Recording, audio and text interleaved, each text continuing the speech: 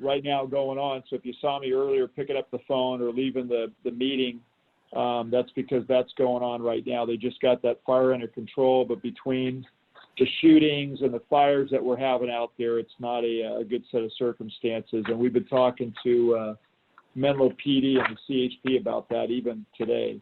In terms of other things on the agenda from the last meeting, I did talk to Slack, and they were thankful for a 6-month extension. We meet again in July for negotiations, and obviously the new term date is October 1st, so we'll be discussing all this before that. There is a thank you letter from Stanford Hospital in the packet as well. If you look at it, you know, basically that was Stanford saying thank you for our folks being invited to, you know, do a little celebration at shift change over at Stanford Hospital, in addition to entities in Santa Clara County. It was great that they thought of us to do that. It was mostly just first responders and healthcare workers, which was a nice event for everybody that was there and a nice way to say thanks. Good job. Talking about planning and goal setting, Belinda's on the line tonight, so she'll have that report. In terms of the deputy chief's position, I have interviews the next 2 days for the final 2 candidates. One of the things I know that Director Bernstein had asked about was the resignation of Brenna. We did answer that question and remarks that were sent back to you tonight, the questions that Director Bernstein sent. Bottom line was Brenna gave us 2 weeks notice, and last Friday was the 2 weeks. So she has separated. Kristen has agreed to step up. That's typically up to a 6-month appointment. And right now I'm more than confident that she can do the job. And other things going on, new employees. We have Joey Garrett has been added to replace Julie in FEMA USAR. That was, you know, Julie left in January.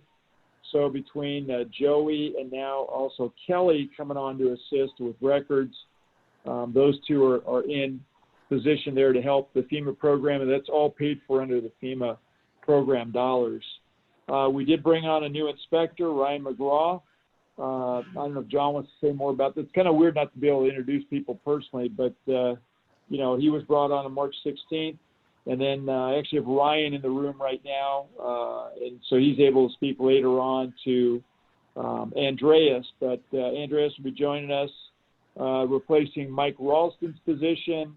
And Ryan was talking about some of his credentials and so forth, which is pretty impressive. He's a Harvard grad and has been working in public safety and emergency management for a while. So we're looking forward to onboarding him. And most importantly, helping Ryan out, because he's been obviously jammed up with so many different things all by himself. We do have a meeting with Facebook weekly. Mike Davis is involved. Also answer that question for Director Bernstein on what Mike is doing. Obviously, the phasing out of that position in terms of Mike, which Facebook had asked us to keep on as well. And so we're working actively to put a replacement in there currently. And there has been no pushback from Facebook on the contract, which was a 3-year agreement where they paid the cost. Entry firefighters, we did push back the timing. That was specific to the County Fire Academy, so everybody missed that opportunity, and everybody's busy in the county, so it wasn't as if we were going to conduct a fire academy currently. And I think reality setting in is going to be the next half of this, which agencies perhaps not only not being able to hire, I'm not sure if they're going to, you know, replace employees when they retire or shed employees. That's yet to be determined. We will put together and have an eligibility list for captain and battalion chief later on in the next fiscal year, and certainly in this calendar year, so that we have lists. And then, you know, Director Jones, President McLaughlin, or Vice President McLaughlin, and myself all got together to put the packet together. But again, a lot of dynamic things, not always easy to meet virtual, just because so many things are still kind of in flux. So with that, and I appreciate everybody's patience regarding that, because there are, you know, it is a different way to do business sometimes. So with that, I'm happy to answer any questions if you have any. Are there any questions for the chief? Hearing none, we'll move on to, thank you, Chief, for your report. We'll move on to item number, public hearing, which is item number 2, which is to conduct a public hearing on the notice to destroy weed, declaring weeds to be a public nuisance. We have a open, hello? So Director, if we can get Fire Marshal Johnston, I'm not sure if he's on because of the fire, but hopefully he is, to unmute his mic if he is on. If not, I can speak to it. I am here, Chief. So basically, I just need for the fire board to open the public hearing, take any comments if there are any, and then to close the public hearing. And after that, we'll be able to consider and approve a resolution. So the public hearing is open right now. Do we have any speakers, Michelle, to talk on this? Yeah, we do not have any. I did not receive any comments, and nobody's raised their hand to make a comment for the public hearing on weeds. Okay. And I have received none myself. Okay, so we have taken the public comments. There aren't any, so now we'll close the public hearing. And we'll, item number 3, the resolution. Fire Marshal Chief, would that be you, Chief? Subject to last month where we sent out notices to all of the properties that have weeds that were from our past violators, and also from anything that the cities or town of Atherton or the county have given to us. Those letters have been sent out. And so that is where the public hearing is now at place if they wish to contest that. Of course, we have none. Now we will go out, and on June 1st, we will visit all of the properties, see if they have been self-abated or not. If not, then we will utilize our contractor to go out and abate those properties per this approval of a resolution, if you guys choose so today. So are there any questions, comments for Fire Marshal Johnson? I have a question. Yes. Oh, go Go ahead, ahead. Chuck.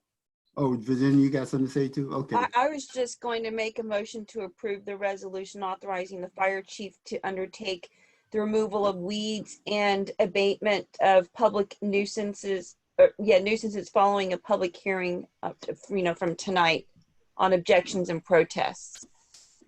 I think, could you hold off on that? Chuck had something he wanted to say, a comment on. Yeah, I mean, that's fine, because you can Okay. make a motion in a second and then you open it up for discussion. So nothing's going to prevent Chuck from saying anything. And I'll second it just to speed up the process. But Okay. I had a quick question for John. John, at one of the community meetings, I'm one of those area coordinators for the Willows. I'm the area coordinator for the Willows. And some people were talking about weeds growing up in unusual places, and maybe the city wasn't cutting them and so forth. Specifically, they were talking about Hope Street. There's that little triangle. I don't know if you know where I'm talking about, where maybe 3 different streets come together and there's a little triangle. Okay. There. Are you finding that there are more weeds, or that we're having secondary growths of weeds, or they're in new places that you hadn't seen them before? This year, no, because our district is fairly well built out. So it is really just vacant lots that we have those issues, or our open spaces that are the issues. And so anything new, typically our list is growing smaller each year due to construction. Obviously, people's idea of what would be a nuisance or a weed problem is different than what we are looking at. Our items that would constitute needing weed abatement would be properties where you have a large amount of weeds that also would constitute being able to cause conflagration. So just because somebody has some weeds in a front yard doesn't mean that it would comply for this, or a small section of weeds. So in that Hope area that you're talking about, I'd have to look to see if that would actually comply. It might already be on our list. So I'd have to go look and see, and who the responsible is. but it may not comply due to size and or location that it would cause a conflagration that for us to consider. Let me just ask a follow-up so I can answer the person. If there were weeds like nuisance weeds that just look bad, would that be code enforcement that would be responsible for dealing with that? Correct. Correct. If it's just somebody not taking care of weeds, most cities have a code enforcement that would deal with their municipal codes for blight. Okay, thank you. And if it also harbors rodents and stuff like that, then that also is a reason for them to abate it. Thank you. Any other questions? There's a motion on the table for the resolution, authorizing resolution for removal of weeds and abatement. Second by Chuck. Roll call. Director Bernstein, Aye. Director Corrali, Aye. Director Solano, Aye. Director McLaughlin, Aye. and Director Jones. Aye. So the motion is passed. We'll move on to item number 4. Thank you. Thank you, Fire Marshal Johnson. Item number 4 is a presentation by the Lyons Newman consultant. And Chief, do you want to cue this up?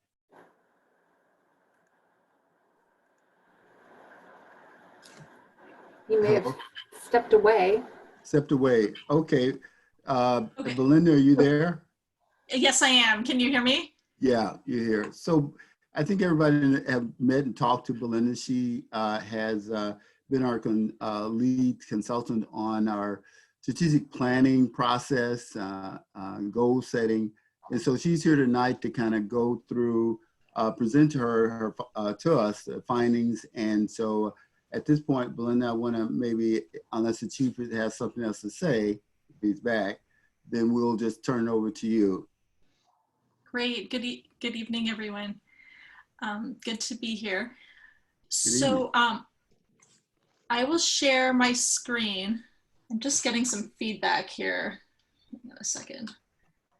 Maybe I'm going to take this off while I'm presenting. Can you hear okay now? Yeah. Okay, great. A little feedback, You're getting feedback? just a little bit. How's that? Perfect. Okay, great. So let's see, I'm gonna share my screen.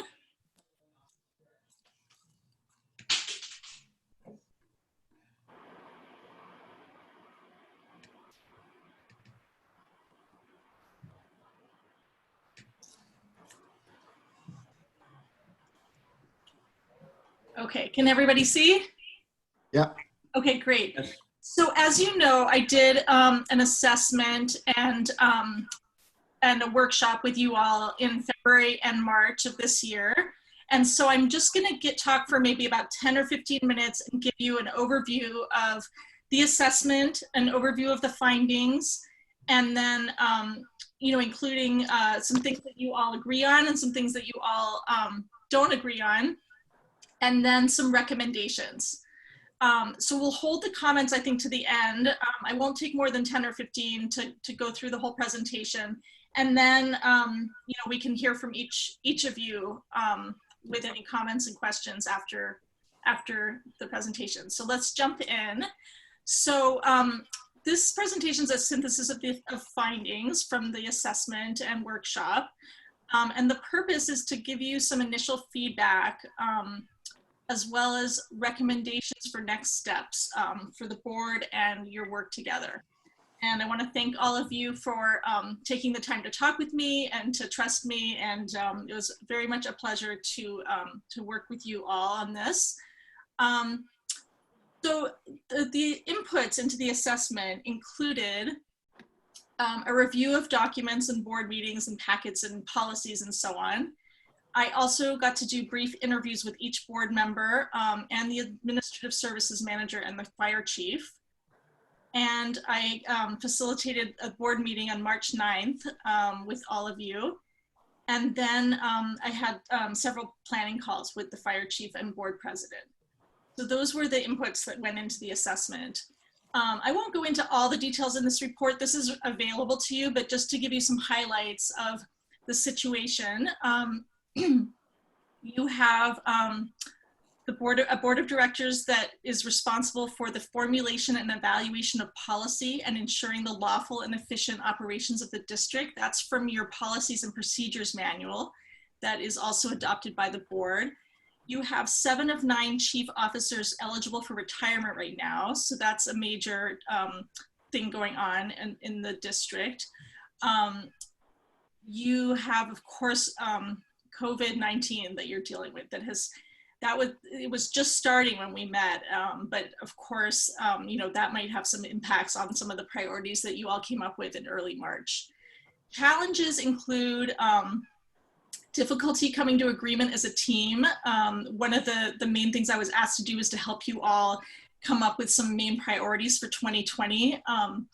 There was some difficulty in the past coming to agreement on priorities and coming to consensus. We also have some concerns that were shared about racial, gender, and other biases by some people. Some people felt that those were at play, and we have staff stretched thin. So we held this special meeting, as you know, on March 9th, and we looked at what innovative, substantial actions in the next year will move you towards your mission. At that meeting, you all agreed on some meeting agreements of how you'll work together. And those are listed here. And everyone did a really excellent job of really honoring those during that meeting. So some highlights of findings. So there was quite a bit of agreement, including that there was passion and commitment to the work that you were doing. I think when we talked about it, there was really a theme among you all of wanting to give back, of caring about the district and wanting to serve and wanting to use your expertise to contribute to the district. There was a desire to be strategic and thoughtful rather than reactive. A shared aspiration to agree on goals and priorities and to move forward. And a desire to be agile and be prepared to respond to rapid change. And last, there was a desire for greater civility and respect. So those were all things where there was agreement. There were some differences of perspective and concerns related to engagement and decision-making. So different levels of comfort with conflict and disagreement, and that's very natural. Different perspectives on the depth of data and detail and analysis needed, also very natural, that different people have different appetites and needs for information. Different opinions on the need for additional staff accountability, some feeling like a lot more accountability was needed and others feeling that that was not needed. Concerns about racial, gender, or other biases at play in board interactions, and concerns about biases interfering with decision-making and equitable treatment across service areas. There was also a lack of alignment and different expectations regarding governance and operations. Those included procedures and policies for vendor procurement. Now that doesn't mean that there isn't clarity perhaps in the policy manual about those things, but there's not agreement in terms of the expectations of those things. Same with lines of authority, not different perspectives about who needs to be consulted for what decisions and how that should work. Similarly, decision-making rights and process, goals and priorities for the board, and the roles of board and staff. So those were all areas of disagreement or lack of clarity. And then an example of how that exhibits itself is, as an example, board involvement can be seen as micromanagement, or it could be seen as staff insubordination if they're not cooperating. So that's a symptom of a lack of clarity around roles and authority. So despite the shared aspirations, board members, different perspectives and misalignment were at the time of the assessment causing some conflict and distrust and challenges working together as a team.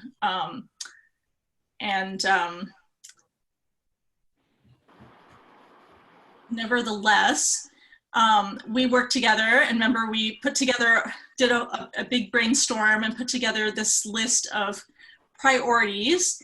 And I won't go through this, but we will just address the top 10 things that you came up. This is the typed up version of the ideas that you all came up with. And the top 10 priorities for 2020 that you identified included performing data analysis of performance time and improving response time, creating long-term capital plan, undertaking succession planning and support mentorship of future leaders and personnel development as a learning organization, encourage using technology to enhance emergency services, implement an integrated community alert system, improve community outreach and communication, review and revise fiscal reserve policies, organize and support community resources, develop housing policies for district-owned houses and for firefighters, and strengthen employee relations.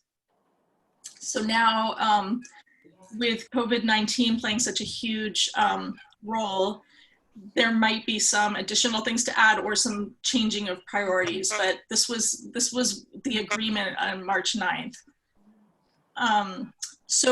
The last slide I have is just to share some recommendations that I have based on the findings, and then we can hear your comments. So recommendations to support a healthy, productive board and optimal success fulfilling the district mission. Continue to build trust and collaboration that was in effect at the board meeting on March 9th. Use the meeting agreements adopted on the 9th and the tool for assessing agreement and review them at every meeting. Own decisions that are made and respect the collective decisions of the board. For example, own the 10 strategic priorities agreed on March 9th and move forward from there. Agree to all be familiar with and abide by the policies and procedures manual. Identify how the board priorities match up with the staff developed strategic plan and integrate these priorities. For example, perhaps the board priorities are a subset of the detailed staff plan. Confirm your highest priority items and identify SMART goals for each priority area. These goals may be drawn from the staff plan and individual ideas generated at the meeting in early March. Follow up on progress on these priorities at each board meeting and hold a quarterly assessment of progress towards the goals.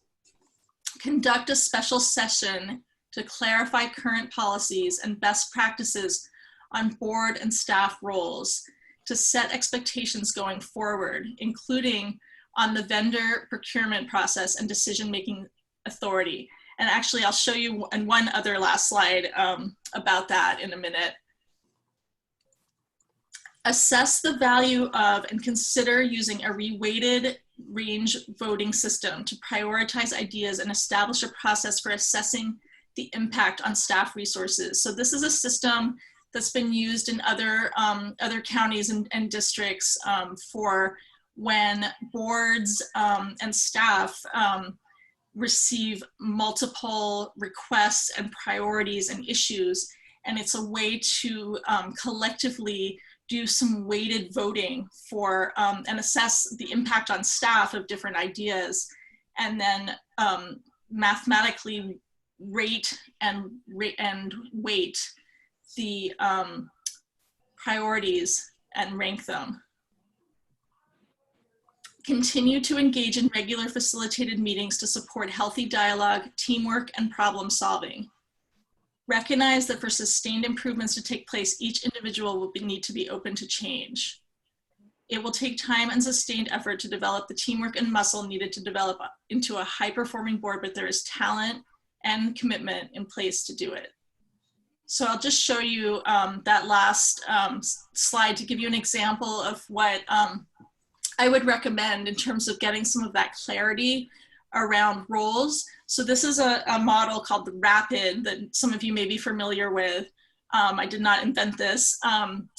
So basically for each type of decision, let's say buying a building or buying a fire truck or, whatever, hiring staff, you can go through who needs to make a recommendation, who makes the recommendation, who needs to be approving it, for example, legal or HR? Who performs the decision? Who needs to provide input into the decision?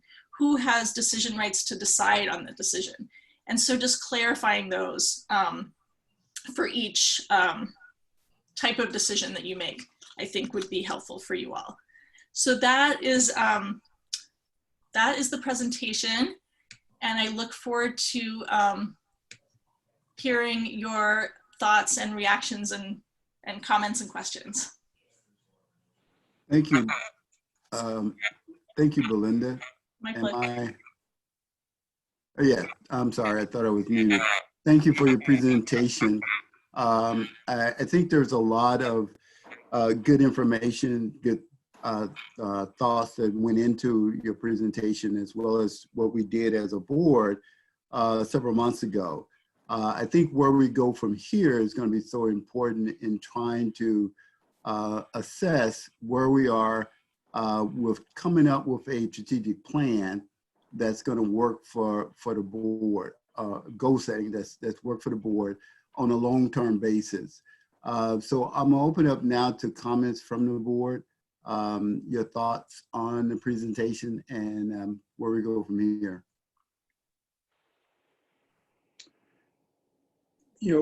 Robert, I just want to thank you for a wonderful presentation, and I appreciate the work she put into it. I would like to receive a copy of it. I don't believe it was in our packet, so I would like to have it just to refer to. I think it captured the work that we did in February and March. It already seems like a long time ago. I think we're all sitting in the same room when we had that discussion. So I think it provides a good framework for the board to move forward. Thank you. Any other comments? Robert? Yes. Yeah. Rob? I think the whole process was very well done, Belinda. I like the current accreditation process that Chief Navarro is completing is actually in harmony with what you've presented to us now. And, thirdly, is that our challenge, as Robert had briefly mentioned, is the decision making and the implementation of what we've decided upon, not only us, but through the accreditation process and the strategic plan that was completed by Chief Navarro. So thank you for a great job. Thanks. Any other comments? Could I make one? Sure, absolutely. Belinda, thank you. I appreciate it. I wanted to ask you a question. I'm just, I'm trying to understand the kind of the practical reality and maybe your experience on this. Boards typically, public boards typically change or potentially change every 2 years.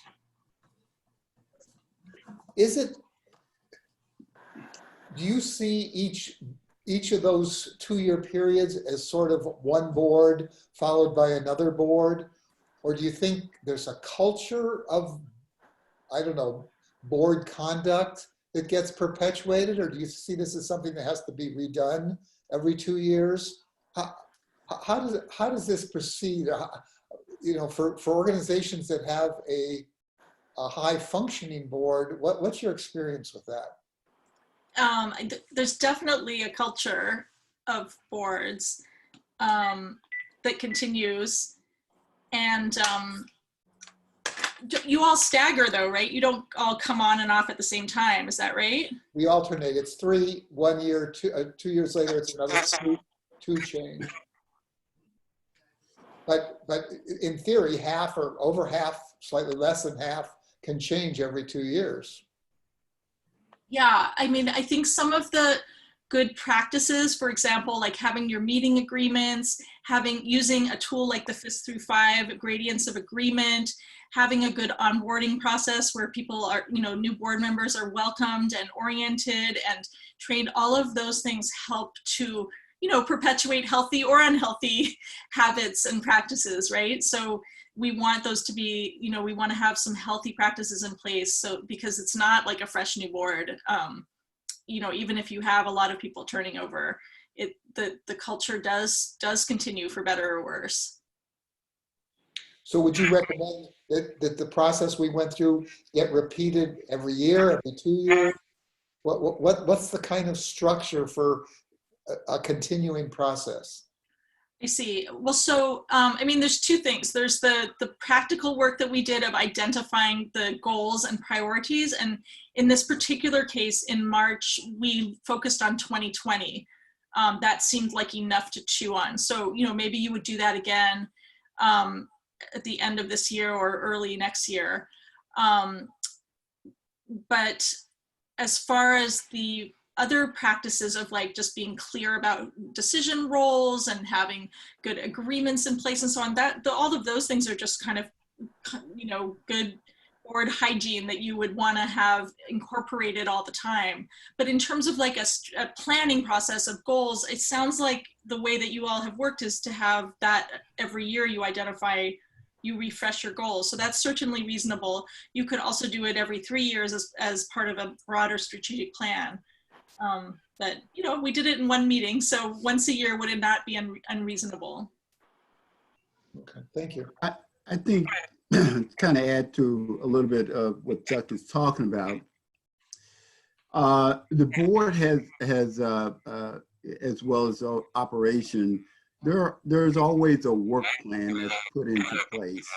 Once you identify what the goals are, and then trying to understand, how you're going to get there, and also it looks at, I think, part of how long it's going to take you to make that happen. And I think since the last couple of years I've been on the board, it's been the goals that seem like have been changing every year. And with most of them not even looked at or tackled and brought to some conclusion by the end of the year. So to me, from my past experience, once you create a work plan, that plan it should outlive the person who started off on year 1. Year 4, some of that work plan still may be work you're working on, and some of you're going to accomplish. And how often do we assess, I think, throughout the year, whether it's quarterly, every 6 months, or whether we're getting close to whatever goal that we set up for ourselves. And by the end of the year, there should be a check of some sort to see what have we actually accomplished throughout the year. How close have we moved towards completing a particular objective or goal that the board set out for itself. The board should not have to change every time there's a changeover in board members. I don't think. Just because that there may be a goal that make a lot of sense, if that goal get buried into other goals that come out the next year, and it may have held a high priority, things happen, things change, where that high priority item may have to get pushed aside because of some other emerging idea that the board may consider as a priority. But you should have some continuity in terms of completion, some continuity from one board, a group of board members to the next board member. If not, it seems like things get a little, it depends on what you said earlier, Chuck. I think it was you or somebody, that whoever's in control at that point in time of the board would determine what the goals are for that year, rather than an institutional goals that serves the institution would be worked on, rather than so much an individual goal. May I respond, Robert, for a second? Oh yeah, because I second what you said there. It seems to me when Belinda read the 10 things and we focused on 2020, and I don't want to get into discussing them specifically, but for me, there's probably not a single one that I would want to not be there for next year. And it seems to me maybe we should start, when we do this for next year, we should start with the 10 we have and say, does anybody want to get rid of anything? And then is there anything we want to add? In other words, not start from scratch all over Yeah. again, but just assume continuity. Because when you look at something like succession planning or use of technology, nobody can accomplish that in 1 year. Yeah, that makes sense. You know, I think to add to that, Chuck, from my perspective, is that you're right on all those accounts, but it's not even a but, it's about how do you carry forth those ideas to the next year? There is no set policy that we have, I think, as a board that says we're going to carry these things over to the next year. And I think it begins with prioritizing what we have, you know, in terms of if there are 10 that's there, we need to prioritize as a board because we can't get to all of them. And I think that prioritization needs to take place. And to me, that's the next step where in the evolution of where we need to be, should be as a board in terms of taking those and prioritizing, because out of that going to flow work of some work of some sort, whether it's more work for the board members, committees, or there's going to be more work for staff. But in terms of how that matches up with everything else, there has to be some time frame and to look at to see if we're moving towards those goals, towards those objectives, towards completing those tasks. We don't have, that I see, we don't have that at this point. But to answer you, to flow back into your question, yeah, next year it'd be great. But we got to finish out, we got to set some priorities on what we got going on right now so that we don't start scratching our head in January and say, oh, well, which one of these are we going to work on? It's already locked into place. If we can lock it into place this year, next year we have our work. It's sort of like when you get hired for a job. Most of your employers, you have a supervisor, is going to have certain work that person wants you to do when you come in. It's not like you're going to start all over with some priority. They're going to have certain work. So boards has to get to that point. Yeah. Any other comments? Are there any directors we haven't heard from yet? Thanks, Belinda, for all your work on this, and thank you to the board for, you know, putting in the time and the thought to getting this done. But I think that, you know, we're on the right track, but I also think that policies should transcend different boards, you know, just transcend all the boards, because, you know, we're elected and we may not be here the whole time, but, you know, there needs to be some kind of order, I think, and some kind of expectation that viewpoints and, you know, the decision of the board is they're going to be honored. And I think that's what helps the public know that we're doing the work that they expect us to do, and it helps keep the fire district's business moving forward. So, thank you. Any other comments? So the biggest question is, where do we go from here with this information? And any recommendations from the board as to what we need to do. From my perspective, I think we need to finish the task at hand. And that task at hand, from beginning back in March, the goal was to have a workable board plan, goals that's board had agreed upon, and begin to work that plan, figuring out what the priority is and working on it.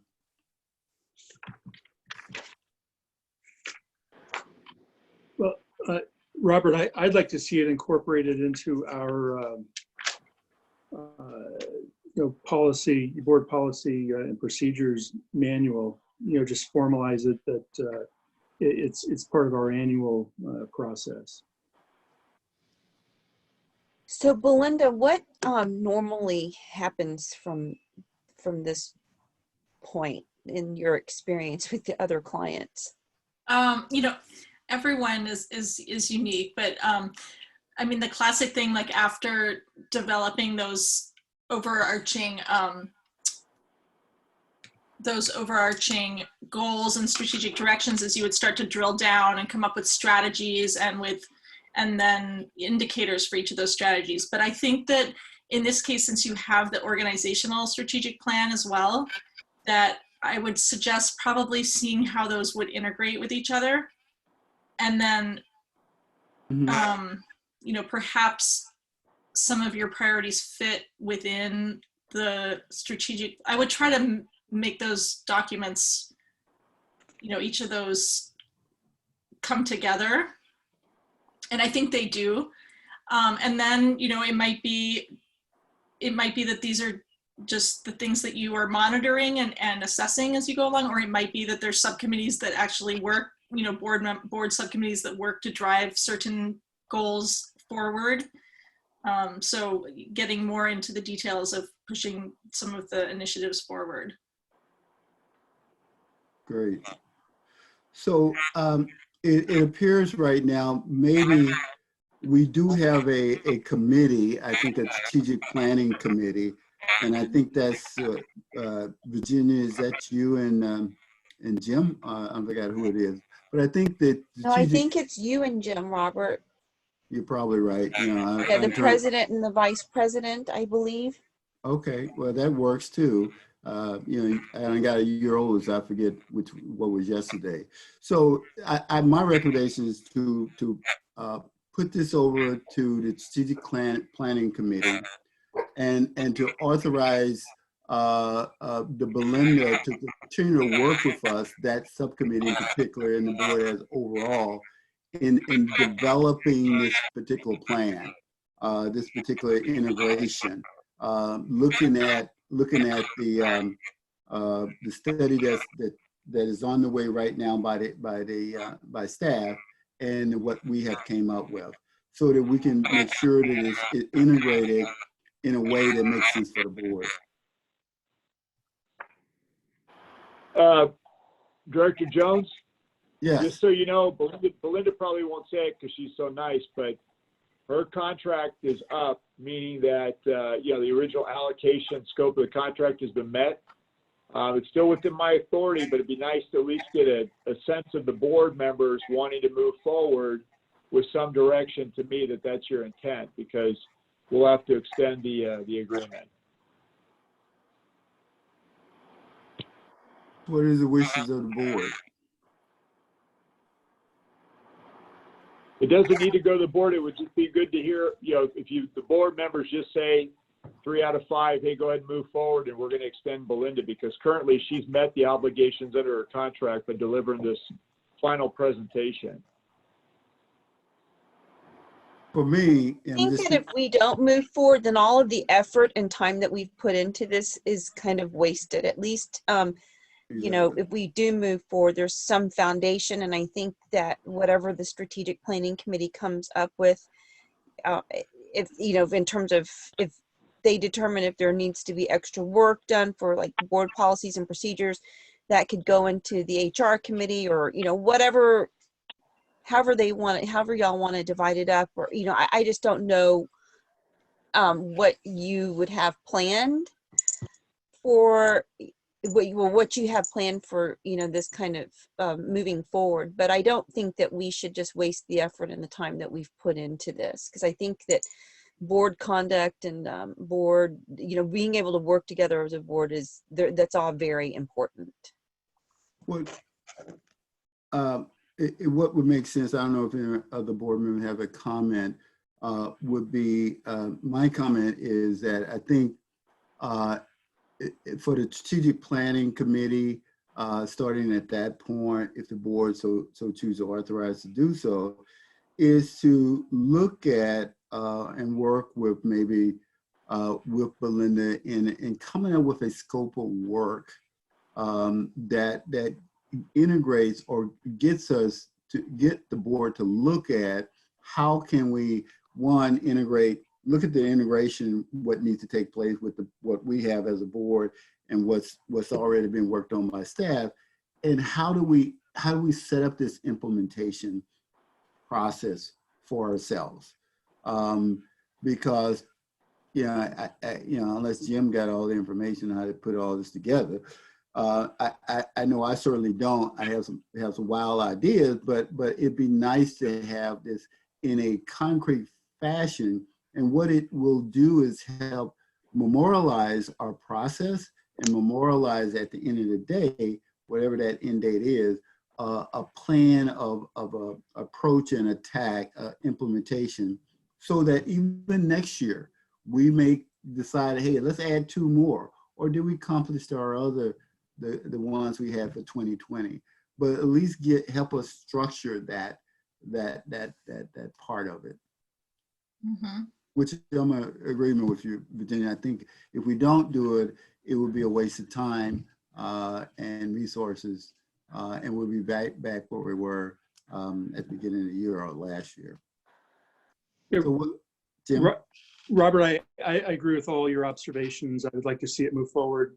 At some point, we do need to integrate it with Chief Navarro's work. And again, I'd like to see that be part of a formal process. Okay. All right. Thank you, Jim. Chuck, Rob, are you there? I'm here. Any comments? Well, I'm agreeing with this. I think we do need to figure out what to do with it, but I'm not, it's hard to know exactly what to do with it. I guess I can very easily see us in December or January looking at those 10 things and just going over them. How well are we doing? What did we do to them? I think in a sense, and this is not a criticism, it's just a fact, some of these are broad goals. They're not a specific project.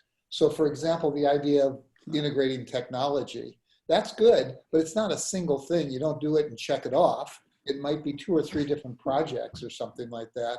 So we'd have to actually get down to the level, and Right. at some point, and I think it's right to start with strategic planning, but it seems to me that these priorities ought to go to the various committees for recommendations on things that we could be doing to meet them. Well, I think that in terms of sifting out what should go where is something that need to be done, looked at, and maybe taking place. Because you're right, I think there are we have 3-4 committees that might be able to take pieces of it and then work on it.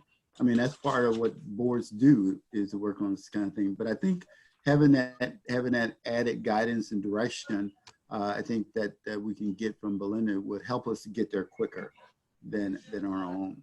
So I assume, based upon there is an agreement to move forward. It is an agreement to get the strategic planning committee together, start looking at it, and there is an agreement that soliciting at some point at the strategic planning committee gets together, or before, continue to work with Belinda to help us get there. Hearing no objection, do we need a motion to that effect? No, I think it's just upon consensus. Yeah, I think so. Yeah. That's what, Well, I think we got. did Rob have an, oh, never mind, sorry.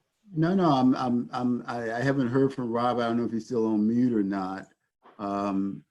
No, Robert, I think that, and you know, what Jim has said, for our goals should be incorporated in with the accreditation plan in relationship to the strategic planning part of that. So I agree to go forward with it also. I mean, you know, it's a good beginning, and I think we should continue. Okay, great. Sound like we got consensus on that, which, I think if there's no other comments, I think we are done at this point on this particular item. So Belinda, thank you very much, and we'll be in touch with you. Thank you. Look forward to continuing with you all. All right, have a good Thank evening. you. Good Thank night. you. Okay, moving on to consent calendar. Item number, well, consent calendar. We have 3 items. So moved. I'd like to make a motion. So moved. I'll Okay. second. Okay, been moving first, second, and questions. Hearing none. All in favor, roll call. Thank you. Director Bernstein, Aye. Director Crawley, Aye. Director Solano, Aye. Director McLaughlin, Aye. and Director Jones. Aye. I So want you moving- all to also note Director McLaughlin's background. See, he stepped it up. Yep. What happened? You see what he has on his wall? That's No, because I had my fire board mug, my fire Oh. district mug. I like it. Good Oh, job. Good job. good job. Okay, Okay, so I got the vote. Thank you very much. all right. Moving on to item number 8, I think it is. Yes. Item number 8. Yeah, there you go. It's which on the is- screen now. Oh, okay, thank you. Who's gonna cue this up? Considering this discuss the Kathy? proposal. Kathy's on the line. Okay, Kathy? Hello? Sorry. Thank Okay, you. can you hear me now? Now we can. So it's on you. Item number 2021 proposed budget and full-time equivalent staff leveling. Okay. I was just trying to figure out if I muted my phone, could you still hear me through the computer? But you cannot.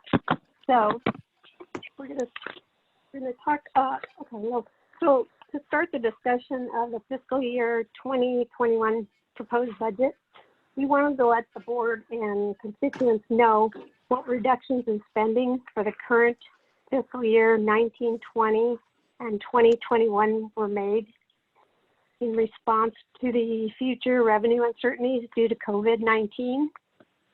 Okay, so in our efforts to preserve our cash position, the chief had directed staff to look at any reductions of things that were not essential that to be made at the end of this fiscal year that we hadn't purchased already. We halted the apparatus purchase plan for 1920, which was 2 fire engines, which is $2.3 million. Vehicle replacement, the LRAD, the apparatus outfitting of engines. We stopped the purchase of a training prop, which is about $355,000, and ceased the spending on non-essential material, equipment, and supplies, and non-essential contract services. Also, we ceased travel and conferences related expenditures, per diem mileage, training, classes, etc. So the total savings for 1920 that we are hoping for is approximately $5.7 million.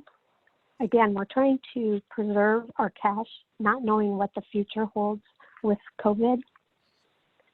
Okay, so the impact on the fiscal year 2021 reduction, we had put together the budget and then, What page are you on, Kathy, please?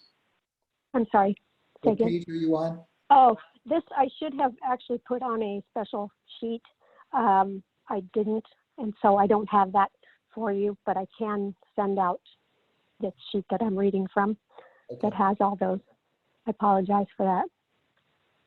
Okay, so the 2020-21 budget, we had put that together, started working on that early in this fiscal year, or early in the calendar year, and had to go back and had people push back and what they could give up or wait on related to, again, the uncertainties of the future for revenues related to the COVID-19.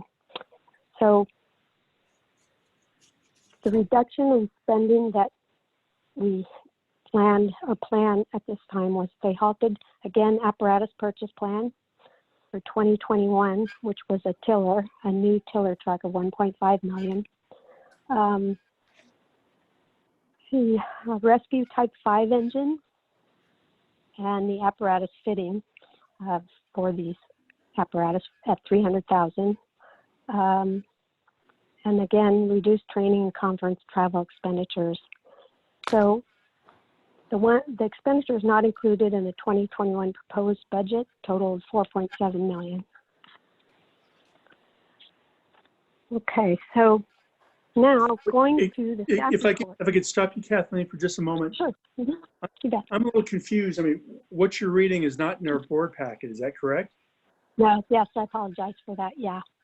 I was just trying to give you kind of a, this Okay. is what we got rid of. Perhaps you could clarify something for me. I saw Sure. the responses to Director Bernstein's questions, Mhm. and it lists a number of equipment items, 175,000 for replacing command vehicles, a new jet ski, et cetera, et cetera. Now, are all those items on suspense Included in, 2021? yes, they are. Okay, And so all those items. We're gonna look at that mid-year to see where we are and what we think at that time. Okay, thank you. Let me follow up though for a second, just because now that we've stopped. Kathy, I thought you mentioned a minute ago that you had eliminated the LRAD system. No, that was just, it was eliminated from the 1920 budget. Oh, I see. Yeah, it won't happen this fiscal year, this current fiscal year. Got it. But you do have it, because in your response, or that whoever responded indicated that the expenditures that remain for 2021 does include 250,000 for LRAD. Yes, that's Okay. correct. Sorry, I was confused about which year. Yeah, sorry about that. I'm sorry, I'm further confused. I thought you just responded that those items are suspended for 2021. All those items listed in response to Director Bernstein's. Except the LRAD. Okay. So everything else but LRAD is suspended. Correct. All right, thank you. Okay, so now going to the staff reports, I'd like to direct you to page 3, the second table that shows the high level of the general fund budget summary. And let's see, so we have estimated property tax of 54.6 or 54.7 million, the 4% net increase. And you can see underneath the table, it's the total cumulative property tax increase by 4%, which is the net. The 4% increase is a result of the board approved security property tax increase of, it's 8.6% offset by the reduction in ERAF rebate revenue and the increase in the ERAF shift amounts, which you can see on page 4. Okay, so again, staying at a high level, in fiscal year 2021, the overall projected revenues were approximately $60 million, which includes the $54.7 million property tax, 5.3 in other operating revenues, and the expenditures total approximately $57 million, which includes $45 million in wages and benefits and 9.5 of other operating expenditures. Okay, so if we go to page 4, the table on page 4 does the breakout of all property tax items that go into that category. So you can see the 8.6 million for the proposed from the amended budget, 8.6 million, but then because of the ERAF shift increasing and the rebate decreasing, we took the rebate and pretty much cut that in half. And so with all that together, it's an increase of 4%. Do you have any questions on that?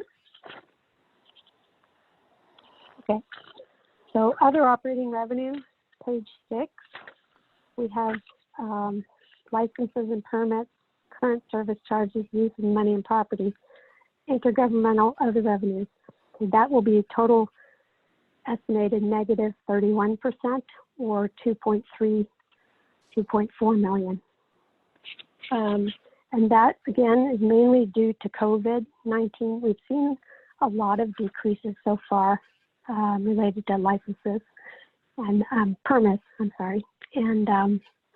service charges. And then with interest rates going down so low, you'll see that in the use of money.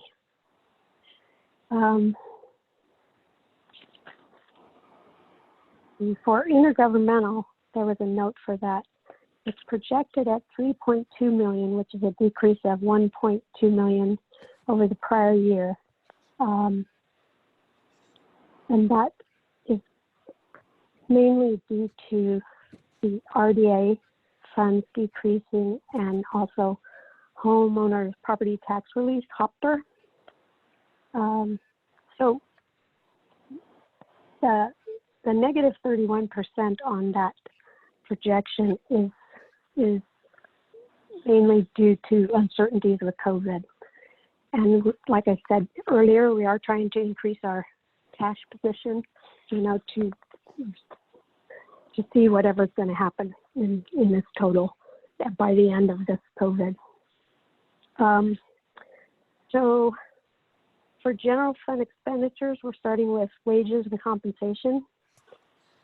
For 2021, we estimate 47.5 million for wages and benefits, which is about a 5% increase total.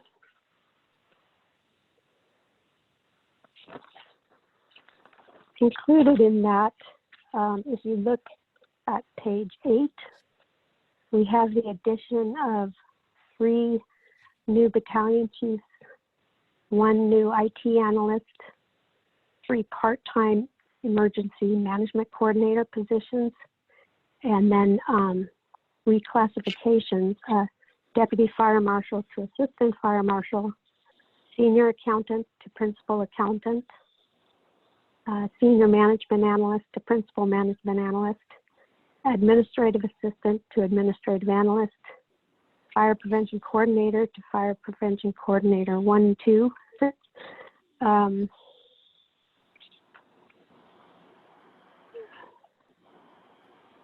Okay, and then so for CalPERS, we have 2.5 that is budgeted to make a payment with, but that, and then in addition to that, we have budgeted the safety classic group at 41% and the PEPR group at 21%, when their actuals are 25.5 and 13.8 respectively. So the difference in those, and also the same thing with miscellaneous. So the differences in those will allow us to put an additional amount towards our CalPERS unfunded actuarial liability. And Kathy, how much additional would it be? I think we said 3.5 million. So that'd be a total of 6 million? Yes. Okay.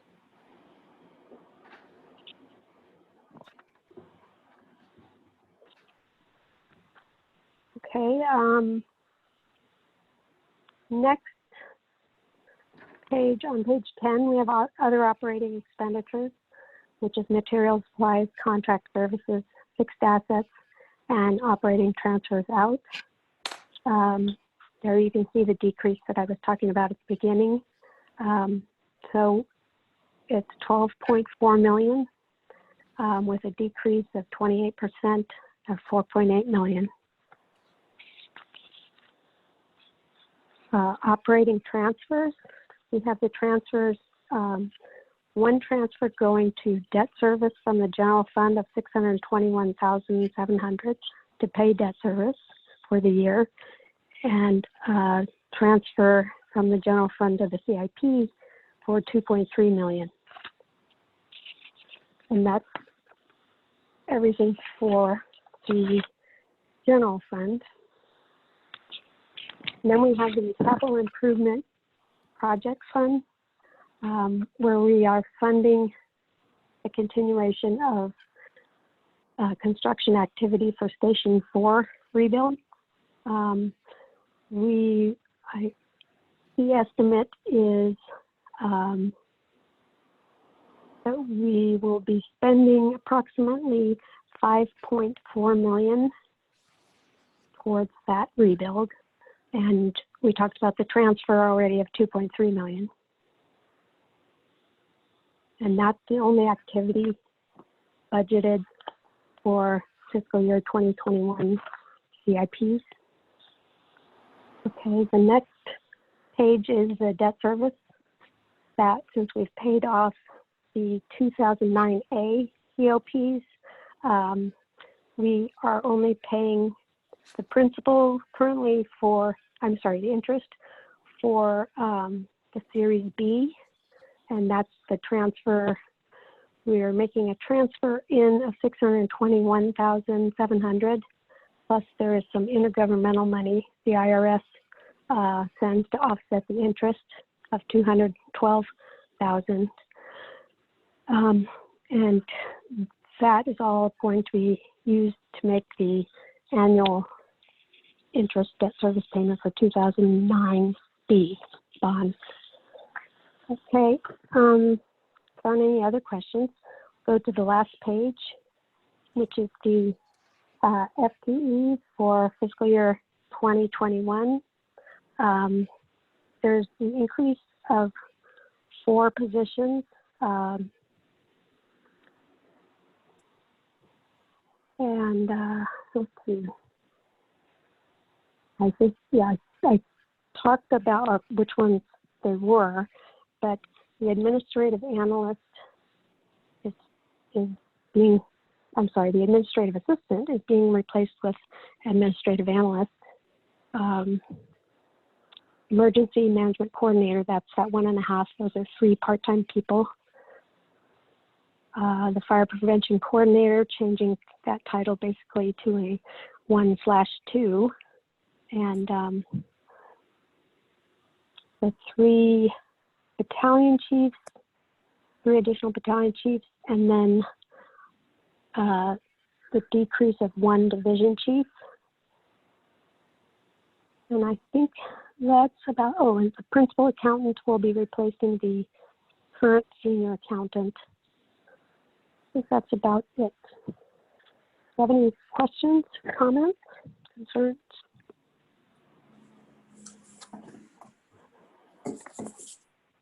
Any comments? You know, yes, I do. And I don't know if this is for Kathleen or the chief. You know, I see stipends, we're projecting an 11% increase, or we budgeted an 11% increase. And yet for overtime, we budgeted a 7% reduction. You know, I saw the description of stipends that some of that is, you know, the extra pay for a bachelor's degree and some of those things that are Right. formula driven. What portion of the stipend budget is discretionary, and what opportunities are there to achieve a reduction in that stipend category? They are all related to the MOUs and the compensation plans, and mainly the MOUs. Well, compensation plans too, such as I'm sorry, blanked on what the name of that is, where you live close, so you get a stipend. Right, the residency pay. Yes, that's that one. And anyway, that's probably the only one I can think of that's in a compensation plan and not an MOU. The rest are pretty much MOU related. You know, in looking at the chief officer's contract, if you will, I see the, you know, special compensation. You know, if they come in on a you know, unscheduled day, or if it's training related and whatnot, they're entitled to a daily stipend.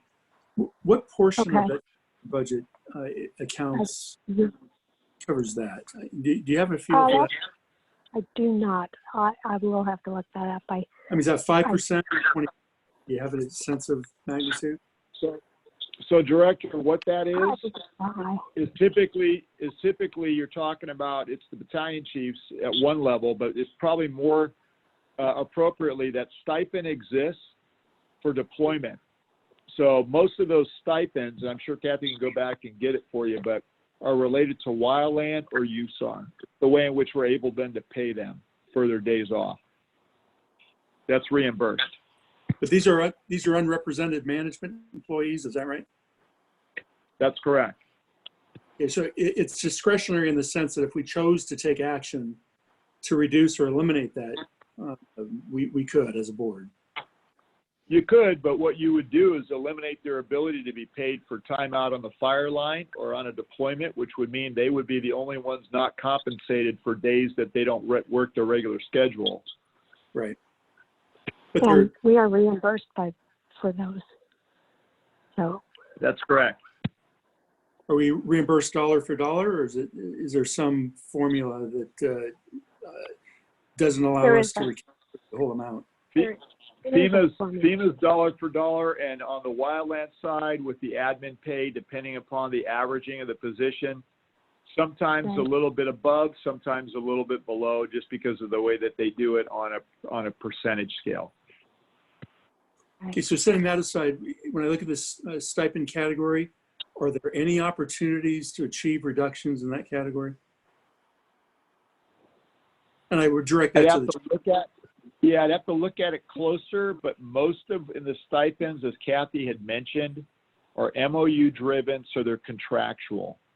If you're talking about overall, if you're talking about chief officers, the only thing, they don't get education, they don't get a number of things. So the only thing I can think of is, and again, this is the reason the stipend is in there, to pay for time on the fire line or time out on a deployment. So, residency stipend. well, yeah, residency is one that you guys added in for everybody. Right. You know, I will just throw out there, that's something I would like to see examined and see if there are any opportunities to reduce that. What do you think would account for a 7% reduction in overtime? Chief, do you remember? That was that's one of the questions. I think Director Bernstein presented that. Let me go look at that real quick. Oh. And while he's doing that, Kathleen, I have another question about admin and support services overtime. I see, I'll look at, I'm going backwards to 2018-19. I see we budgeted 273,000, but the estimated actual was almost 800,000, so 2 or 3 times that amount. Why do we miss that by such a wide mark? And this was the overtime for what? For which year? You know, I'm looking at What page? You know, I'm looking at the 1920 budget. Okay. Oh, at the budget, but I see that the amended amount was 273,000, and the estimated actual was 795,000. All right, Director, I have Chief Stevens is in the other room, so we're asking him. What they did is they cut all travel, all unnecessary travel. Oh, so right. Because of that, for backfill and so forth, that would be a cost. So that's one of the reasons that overtime will go down, is because there will be very minimal conferences, training, other things that we would be sending people to. I mean, part of that is just the reality of many of these conferences no longer scheduled, at least in this calendar year. But part of it also is that cost savings, from not having to backfill someone. Okay. Jim, you was asking a question about, I guess Kathy is looking for the page number, if you got a page number on there. Well, I'm looking at page, it's from, like I said, the 2019-20 budget, page 216. So I don't know if you have that in front of you or not, Kathleen. I don't, but I think I can get it quickly. I mean, and perhaps I'm not reading it right, but it looks like we budgeted, $250,000, but spent $750,000. And that was for, yeah,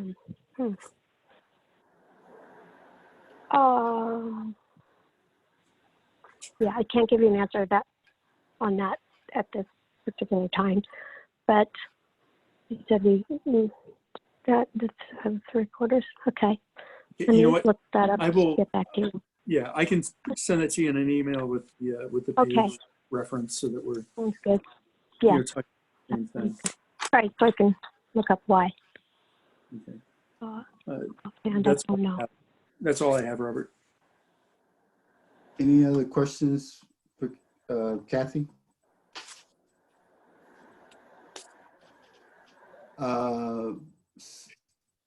Robert, if Yes. I, just No. a question for the chief, we're suspending the purchase of, as I understood it, 2 engines and 1 truck.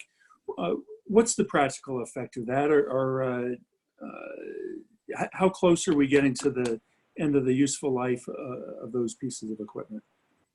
Yeah, so that's a great question, and I'll probably give you a broader statement in a minute, but I'll give you the focus one you're looking for. So, it's 100,000 miles or 10 years is typically what we're looking at for frontline, especially with some of the newer apparatus. The older apparatus, like the dash engines, were much more susceptible to breaking down, as I think you've heard, had front end problems and so forth. So right now at 10 years and 100,000, there's assessments that are done. And so what we're looking at on every one of these units is how much longer, without a significant amount of maintenance problems or breakdown, can we run these units? And the consensus is that we right now could defer. Obviously, this year is out of the question anyway. At the end of this fiscal year, we just haven't had a chance to have a meeting or any of the things that we had talked about doing. So that's out of the question, number one. Number two, for next fiscal year that we're projecting into, we'll, as Kathy said, evaluate it mid-year, which will be December. But Chief Stevens in the room too, and the relative confidence here is that these engines will be, we should be fine. We may have to replace 1 unit, and that's based upon actually a reserve that is in worse shape. So we have a number of reserves, more than we've had in the past, which actually helps us as we got to do servicing and if we have breakdown or a wildland response. So right now we're not going to get rid of any more of the reserve because we see that as a part of the strategy going forward. So the bottom line is we feel we're going to be in good shape through the end of this calendar year, and then we'll reassess if we need to purchase a singular unit. Equally, again, to the broader statement, on all the vehicles, on the trucks, on everything, as Kathy mentioned, we've reduced this year. We're not going to spend about $6 million. I mean, somewhere in there. And then next year, the reductions were based upon Chief Stevens going through all of the budgets with all of the managers and, asking them what was essential, necessary, and in which ways could we, tighten our belt, so to speak. And that generated about another 4.5. And this was part of that. So vehicles, engines, and then we get into, which is something we'll have to look at mid-year next year, so mid-fiscal, is on our projections, if we don't see an increase in call volume or the economy doesn't come back, do we start to collapse units in 2021, meaning we added a rescue and a ladder truck because we had traffic, we had problems getting around. We saw the need to have more than 1 unit. Thank you to the board for all of that. And we grew the organization. So we're going to have to do an assessment whether or not call volume, response times, traffic congestion, we'll be watching that very closely because you could end up where we could fold units back in and eliminate them. Not what we want to do now, but we'll certainly be watching to see if the economy springs back. And in fact, why we grew those units is a reality of, our going forward. Because if not, then we looked at, well, we can, if we don't need 2 trucks, we have a new truck. So we don't need to order another ladder truck as an example if we have 1 brand new tiller ladder truck. And equally, the rescue units can turn into cross-staff units, which we are currently doing for water rescue, for Station 4 and wildland and so forth. So it's not as if we get rid of the unit. We use the unit as a supplement versus fully staffed, 24/7. And we also see that as a strategy that if we don't hire and we have retirements, that we have a deep enough bench to go at least a couple years, we hope. I mean, we'll have to watch it, and not have to hire anybody based upon, you know, again, having enough firefighters to adequately staff the organization. So that's kind of the broader view that we've been looking at. Robert, can I ask a question about that? Absolutely. I wanted to follow up on the wildland fires and some of those things. But my comment, I think, relates to Task Force 3. What did it mean? About a month ago, you said Task Force was shut down. What did that mean operationally? I mean, was that done all across the country, or did they just shut down half of them? Or how do you shut down these units that could be critical in an emergency? Yeah, it's a great question, Director. Actually, we were non-deployable, and there were a number of units and task force across the country in the same boat. So New York City, obviously, non-deployable, and a number of other task forces across the country. I wouldn't say we got to half, but we certainly got close. And then, you know, most recently, as this is starting to pass, and I think I have it. Well, I didn't write it this way. Maybe I wrote it in my chief's report. But, you know, June 1 is when we will fully, for both wildland fire deployment as well as the Urban Search and Rescue Task Force, we will become deployable again across the board. So, you know, you have partnering agencies too, San Jose being one. They were impacted significantly, if you remember, with their staffing early on. So, you know, when that happened, when we started to see some of these problems based upon, you know, surveying the other fire agencies who are participatory, the civilians, you know, it was decided that, hey, we just don't have the bench if we were to go out. And, you know, the other concern too, I will tell you, is that, you know, would entities, if there was, let's say, if there was a tornado and they wanted to respond to Kansas, would they want a task force coming from an inflicted area that has higher, you know, numbers than they have, without some level of quarantine to get in there? So there was a lot of reasons that the system looked at trying to modify, you know, how it was operating for the first time. And it's a great question because it's never happened before. And so, you know, now many of the teams by June 1, ourselves included, will be back to fully operational. But I say that, you know, again, we have to modify, as does, you know, every aspect of the organization, training, face masks, social distancing. And we're trying to figure out ways in which, you know, we have to work with under the guidelines that have been provided to us, either by the counties or the state of California. And so that's still in effect, which, you know, again, equally affects how we, you know, they've had to think through deployment. You know, how do we do briefings if we get deployed? I mean, how does this all supposed to work? So there's a lot to it. In terms of just the detail, and that's including for wildland response as well. There's a lot of conversation in the state going on regarding sleeping arrangements, base camps, feeding, showering, you know, latrines. We'll probably have less of a problem when the firefighters come in on an engine company together, simply because they're going to be in a confined box. There's no way around it, just like they are on that today. But, you know, base camps, instant command posts, all are being increased in size because of the scope and scale of the distancing requirements, and also, you know, face masks, and just the ability to support, you know, large numbers of people that have to be spread further apart. So there's a lot of stuff going on in that arena. Have we replaced the supplies that we borrowed from the stockpile? So, yeah, I'll cover that in the COVID response that I have for you, the update. But the answer is, actually, we've returned some of it because we didn't need it.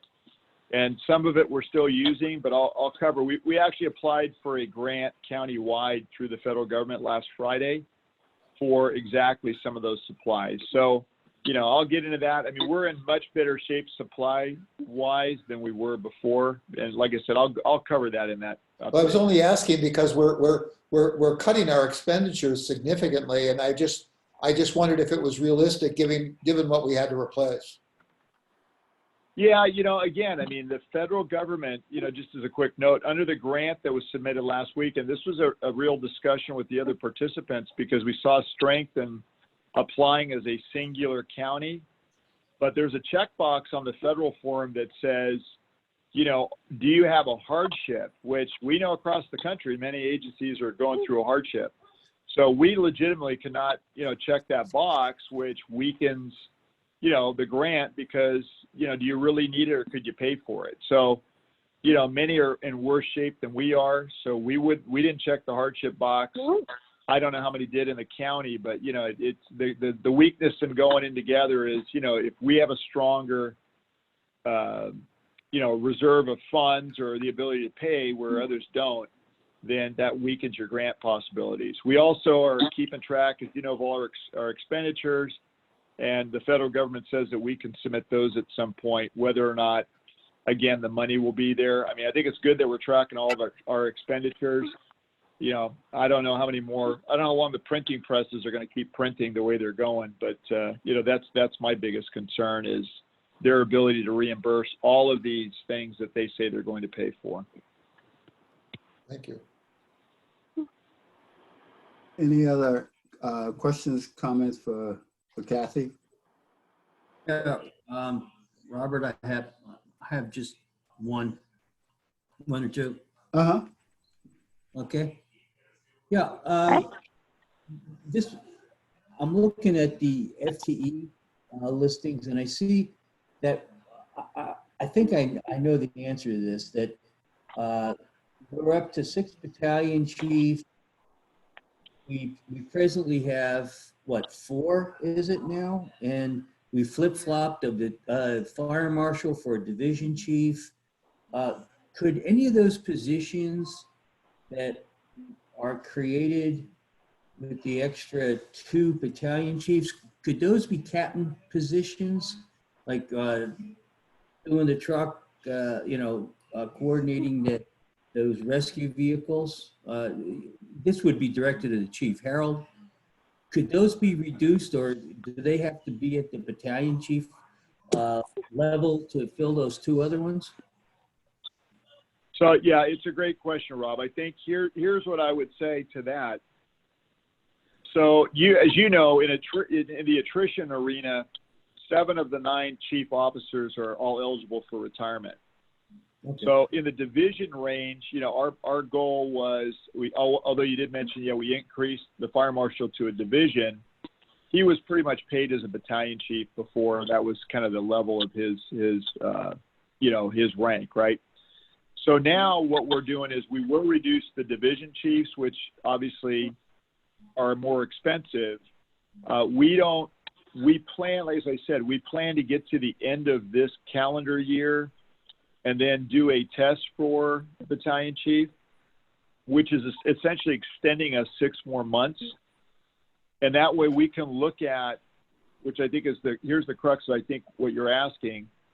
That will then allow us an opportunity at a lower level, when I say lower, rank-wise, in the organization for promotion and for expansion. So you would end up, if you promoted 3 more battalion chiefs, which was the plan, for them equally to share some of the prior divisional administrative work, and you would also have the ability to promote 3 more personnel into the captain spot. So when you had mentioned before educational opportunities, those are things that at that level would be probably more realistic than a division or a deputy, because those guys, there's a lot more, you're going to get a lot more years, and you're going to get a lot more, in my opinion, benefit from using that level of an employee.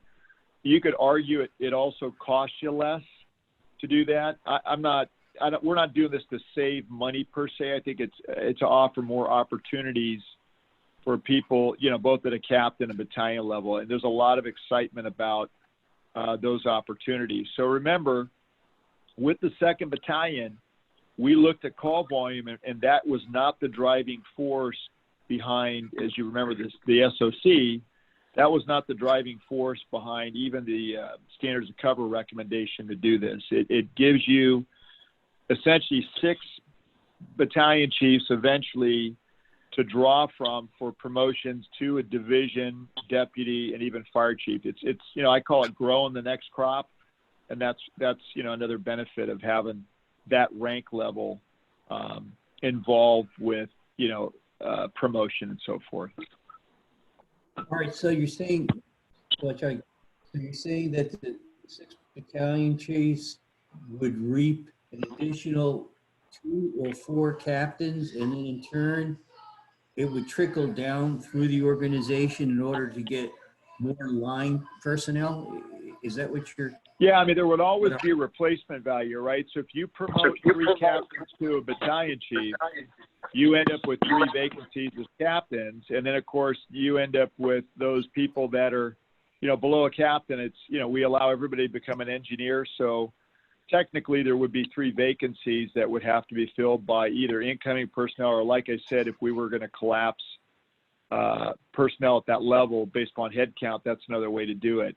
The reason I mentioned mid-year is one of the mistakes I think we made in the last downturn when we got down into the 70s was we should have kept hiring about 3 a year, because if you don't do that, you end up in these massive hirings that impact training like we've been impacting them for the last 3 to 5 years. And that, down the road, that means you're going to get larger groups of people all retiring at the same time. So the domino effect at a base level, we should be looking at 3 people next year just to keep up. But I throw the caveat in there. If in fact, this recession is so bad, and business does not return, we can now we can take the second truck out of service. We can take the rescue out of service. We can collapse back to what we were before, and then we'll make a judgment call too on that battalion chief spot, because again, we're not going to do anything until next calendar year 2021. So mid-year for us is a kind of a big time to figure out what's the next moves. If it's terrible, then we'll have to make sure that we don't make some of the moves that I'm even talking about now, or at least really evaluate those. Rob, could I follow up on your question a second? It's just one. Yeah, sure, go ahead, Chuck. Because it's an important question. Chief, if you have battalion chiefs doing the duties of a division chief, aren't they performing out of classification and you have to pay them as division chiefs? No, because you have assignments that they can be assigned to, so projects and programs. So, before, the reason we got division chiefs is because Rick Tye, to eliminate 3 battalion chiefs in PERS, got rid of battalion chiefs. And so what he did was he made everybody in a new category division chief, which they still ran calls, they still managed programs. And so when Doug Sporleader came back, and by the way, that's for 5 years under PERS, you can't then recreate the position. So Tye made that move to eliminate 3 battalion chiefs, and then he himself also ran calls and was, filled in as a division chief at the time, which was interesting of itself. But, not to digress too far. But at the end of the day, all these chief officers currently have program and project assignments in addition to supervision and response. So we try and blend that for a lot of reasons. Functionally, they work a 48-hour shift. The number of calls that they run, as I mentioned earlier, and obviously having enough time to go around and visit the stations, do critiques, do simulation, spend time with their captains. I mean, that's all important stuff, but so is program and project work, which, is also developmental, right? That's what makes for better administrators, is people that understand all facets of the organization and work in that capacity. So, Thank you, Robert. Those are my questions. Thank you, Chief, for the explanation. Any other questions? Virginia? Chuck? Well, I have a Any more comment. questions? Are we on questions or can I make a comment? I'm trying to finish the questioning, Okay. then we'll give everybody a turn to speak. It doesn't hear like I think everybody's talked already. So you got a comment, Chuck? If you don't mind keeping it 5 minutes, it'd be great. No, I won't be that long. One of the things that's happened, it's very difficult for the board really to get into depth in the numbers. We're not given the support that's behind all that. It might be helpful, but we'd need much more time to be able to review it. We probably should be starting this process in March and get that detail. But the headcount thing has been the major way that the board has controlled expenditures and so forth. And I have to say that I'm very concerned. Here I write this memo about the property taxes saying, we're going to have the property taxes. I'm not concerned about that. And I'm not concerned, but I am concerned about the addition to headcount. I think going up 4 people at a time where the chief, you're actually even talking that the recession might be bad enough that we need to cut shifts and cut staffing and this and that. I just think it's the wrong time to be adding all these people, 4 people that we're talking about. I mean, that's a 4% increase in staffing, in expenditures and so forth, right there, roughly. And I understand that you're saying, well, we wouldn't do it until January. So I don't know if we've budgeted for them for 6 months or if we've budgeted for them for a year. But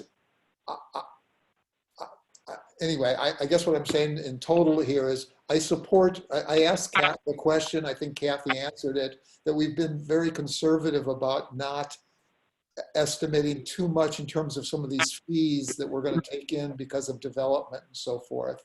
And I think that's prudent. But I think we should continue that prudence, and I would recommend that we not add any headcount at all, and then review it again in January to see where we are.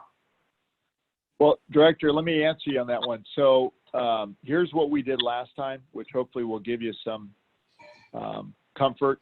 So we don't plan to work off that list at all, other than, that's where we ended up, right? So we didn't want to cut our nose off to spite our face. At the same time, I'm as sensitive to that as you are, and I'm also sensitive to the comp and class study that needs to get done to validate any changes organizationally when it comes to compensation, or if people, specifically administrative staff, need to be reclassified. So I think that's always a good thing that needs to be done. We're behind on that. We need to do that. But I'm going to tell you right now, we would not make any decision on this pretty much until December, January, at which point the board will be involved. So it's not as if we're just going to go out and say, oh, we got 4 we can add. We're doing that tomorrow. That is not the plan at all.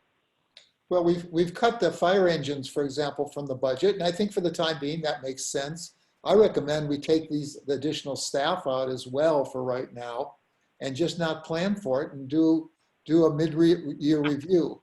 Having said that, though, I really think it's important to maintain our firefighting force, and I think we should be hiring some firefighters who are going to be replacements and so forth. I don't know the right number or anything, but I don't think we should get back in that situation where we're down 6 or 8 people and everybody, the staff is unhappy because they've got too much overtime. Right. So let me give you this concept, which is what we used before. So if you could leave that in there and we just say we're freezing it, then what we have to do is justify every single move that we make, which is fine with me, because I'd rather do that where there's eyes on everything and there's some level of discussion, obviously, hopefully agreement.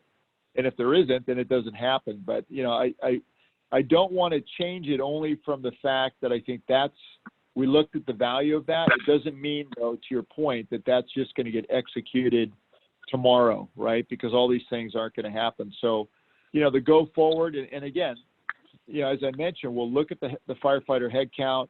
The next academy is next calendar year with the county, and we might find ourselves, with 3 people in the whole county because we're the only ones hiring. I mean, I don't know what's going to happen at this point, but we are sensitive to headcount, and I don't want to get back down, like I said, in the 70s with firefighters, because you also start to see, and you just hit it, and Director McLaughlin hit on it earlier, is that's when you start to really drive your overtime budget up.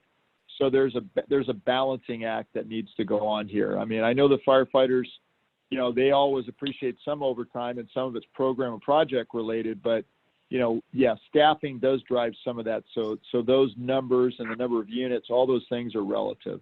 Well, remember also, Chief, before we I'm an go, elected Chuck? official. Let me just finish this last thing and then I'll get off. I'm an elected official, so I'm very sensitive to the optics of all this. And there are people who are going to see this budget where we're adding 4 people to our staff and other places are cutting their staff. And we're going to look arrogant and too rich. And I just am worried that we're going to take a lot of crap in the press because of that.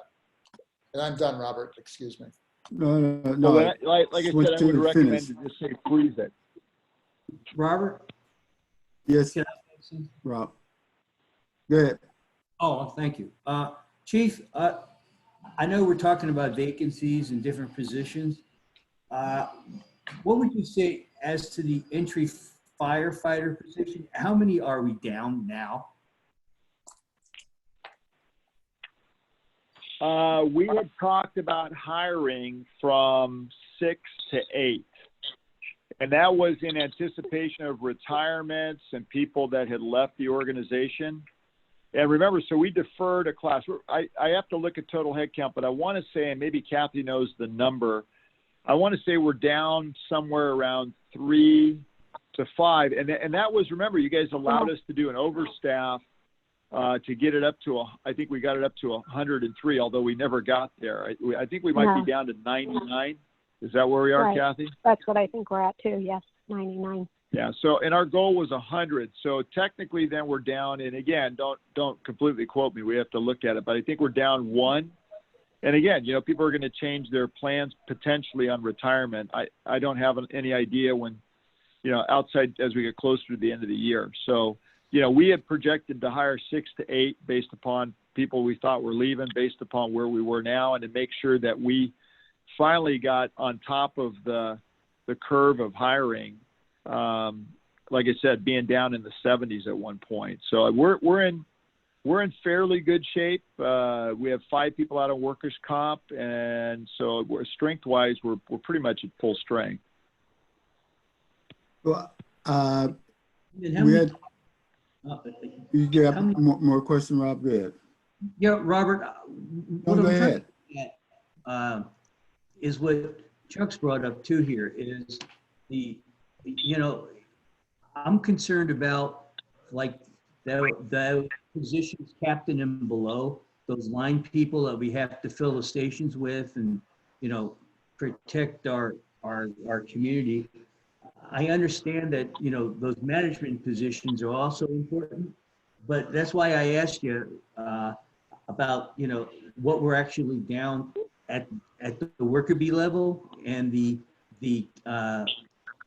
captain level, which would be captain running a truck, right? So we have what, 2 rescues that are in service now? No, we have one rescue company. So remember, it was moved from 77 to Station 6. And it does not have a full-time captain on it. It has a acting captain on it. Okay, so we're technically down 1 captain then, or 2? I can tell you if you'd like. We do have 96 people employed from the classification of firefighter to fire captain. But how many captains are we down? I can tell you. Hold on just a moment.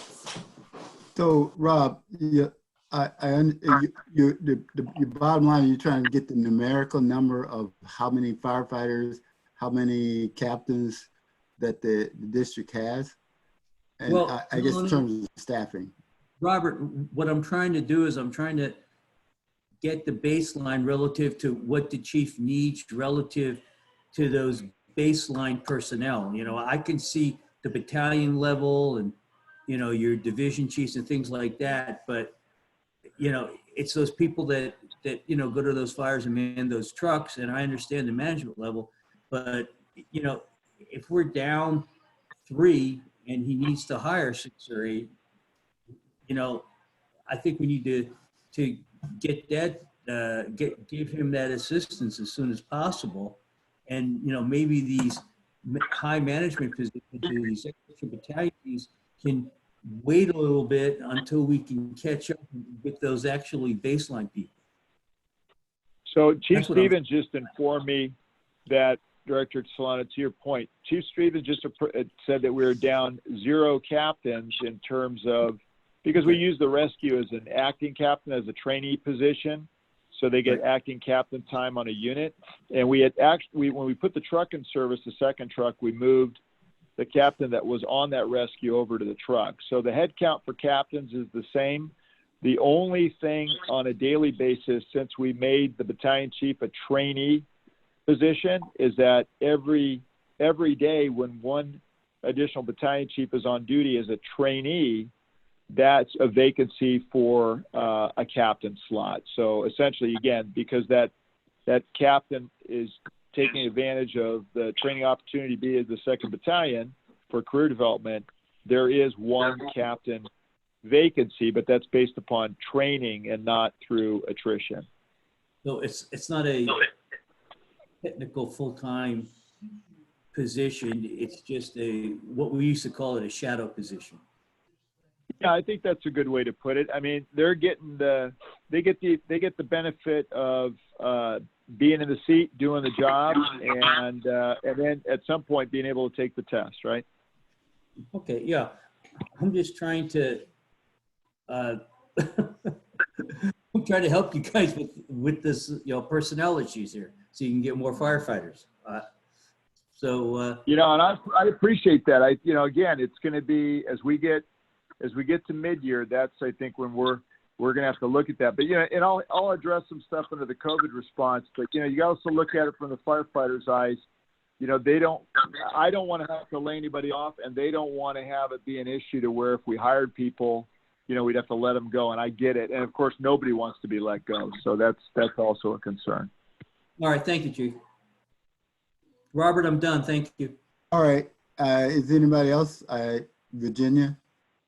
If not, then we'll move into, there is a approval of the budget. And I think there is a resolution. Yeah, this time is just to go through it and get any comments or questions. And then next month, we will have you approve it. Okay. Any comments on the Yeah. resolution? Robert, I'd like to, the chief's comments on that stipend category. What opportunities are there to reduce that? What was that, Jim? I got static. With regard to the stipend category, the budget. Okay. For the stipend category, I'd like some examination of opportunities to reduce that amount. Yeah, I'll talk with Kathy about that, so we'll take a good look at it. And then the other thing I'll also say is Kathy's correct. We have, quote unquote cheat sheets of in each fiscal year what the reductions were, and we'll make sure those get sent out so you can see them. Thank you. Kathy, I just want to mention, we're required to approve this and then give it a month for public input under, the sunshine provision we have in our policies. So it seems to me we're going to have another meeting in May. Okay, I thought that was only related to MOUs. Was it put as to the budget as well? I mean, we do the public outreach next meeting, where it's an open, like we did today for the weed abatement. Yeah, public hearing, like we did for the weed abatement today. But we have to do that next time. I think we're required to post the tentative budget for public viewing for a month. Well, we're not going to take action on the resolution, and if I heard Kathy correctly, until next month's meeting. Right. Maybe Eddie can weigh in. I don't recall that, Chuck. I know we have a schedule. No, really don't. Well, perhaps I'm wrong. Eddie, is that what you? Eddie, are you out there? Can you answer that question? I don't think we've ever done that.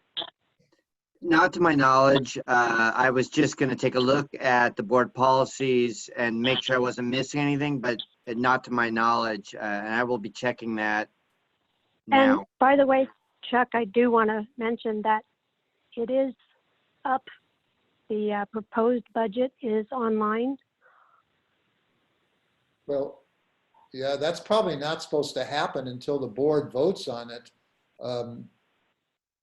Well, yeah, I guess, but it's a way for you to be able to, you know, we tried to this year do it ahead of time before this meeting, just so that you would have an opportunity to look through it more at a detailed level than what the staff report is. Okay, so I'm not sure what the question really Well, I think is Eddie at needs this to point. research this because I believe it is the board policy, and I'm aware of this because I spoke out about my feelings about in the interim, and Peter Carpenter brought charges against me because it was supposed to be kind of radio silence while the public commented, and it was a very big deal. So I think the chief probably remembers that too. I don't have a copy of my policy, so I'm just gonna, in front of me, I will be checking in the next few minutes. See what, so I remind myself. Here's what I recall was it was a contract, but you know, again, I don't recall it was the budget. I think it was a compensation plan for the one of the 2 years. Right, that's my understanding as well. Okay. So since there is no action to be taken at this point in time, it's only Kathy is just gathering information from the board regarding the substance of the resolution.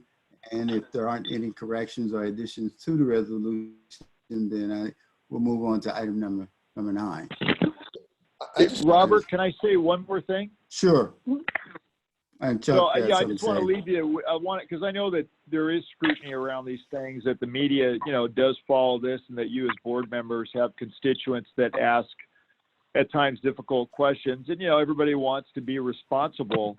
So as I said, we'll get those sheets out where, you know, again, we've tightened our belt this year, reduced expenditures, and then, you know, projected reductions for next year, and show exactly what those are. In totality, and Kathy can correct me, I want to say we were somewhere around about 10.5 to maybe as high as $11 million in reduction. So I think that, you know, we're trying to be as responsible as possible. Kathy mentioned cash position, and of course that's always key. But I also want to let you know, and this is the good work of the board and the staff over time, is that in terms of your overall reserve, you know, we have essentially, all things being equal, not just 6 months, but almost up to a year of operating. So, you know, that's been through a lot of hard work of putting monies away and being disciplined over time. So, you know, I know there was some discussion about, well, there are opportunities in there for lower costs to build fire stations and so forth, or, you know, would we buy any property? I mean, I think those are all things you have to judge against your cash position and reserve. But I will say this, compared to where we were when we went into the last recession, we're in a lot better shape than we were then. So, you know, kudos to everybody over the years for being disciplined about putting away for the rainy day, because the rainy day is here. And Director Bernstein, I will continue to look to make sure I'm not missing anything. The sunshine policy in the board policies is specific to MOUs. It's on page 28.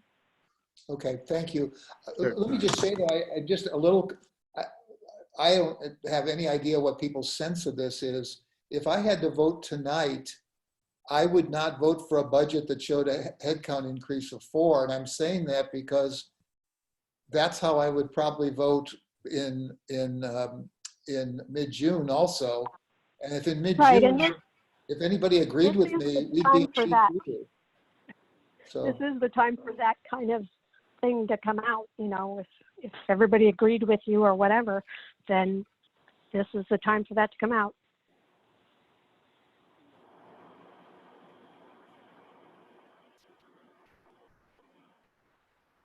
So barring that, I think we just need to, Kathy's here to collect comments and any corrections to the resolution. And we're going to vote on that next month. If there's no other questions along that line, Then we'll move on to item number 9. Hearing none, we'll move on to item number 9, to consider approval of a resolution pursuant to Public Contract Code Section 2101, adopting standardized pre-qualification forms, uniform systems of rating, bidder, and appeal process. Chief? Yeah, so directors, I know Director Bernstein had asked some questions around this. I think we did a good job, hopefully, of answering them. There, I believe, is number 3. This is a pre-qual system pretty much for Fire Station 4. We have not sidelined that project, but you have not hired a general contractor, nor, are you at this point doing that. What this is doing is continuing us on the right path to be able to do that at a time of your choosing. So it keeps the momentum going. It keeps the project moving forward. It really is more of a precursor than it is, I don't want to make it sound as if we're obligating you to the project completely. There's still time to say either stall that or move forward or wait a little longer to see if we can get better bids or whatever. But this is a natural part of keeping on the clock, so to speak, with that project and moving it forward. Okay. So we need a motion to accept that, but first we'll open up for comments.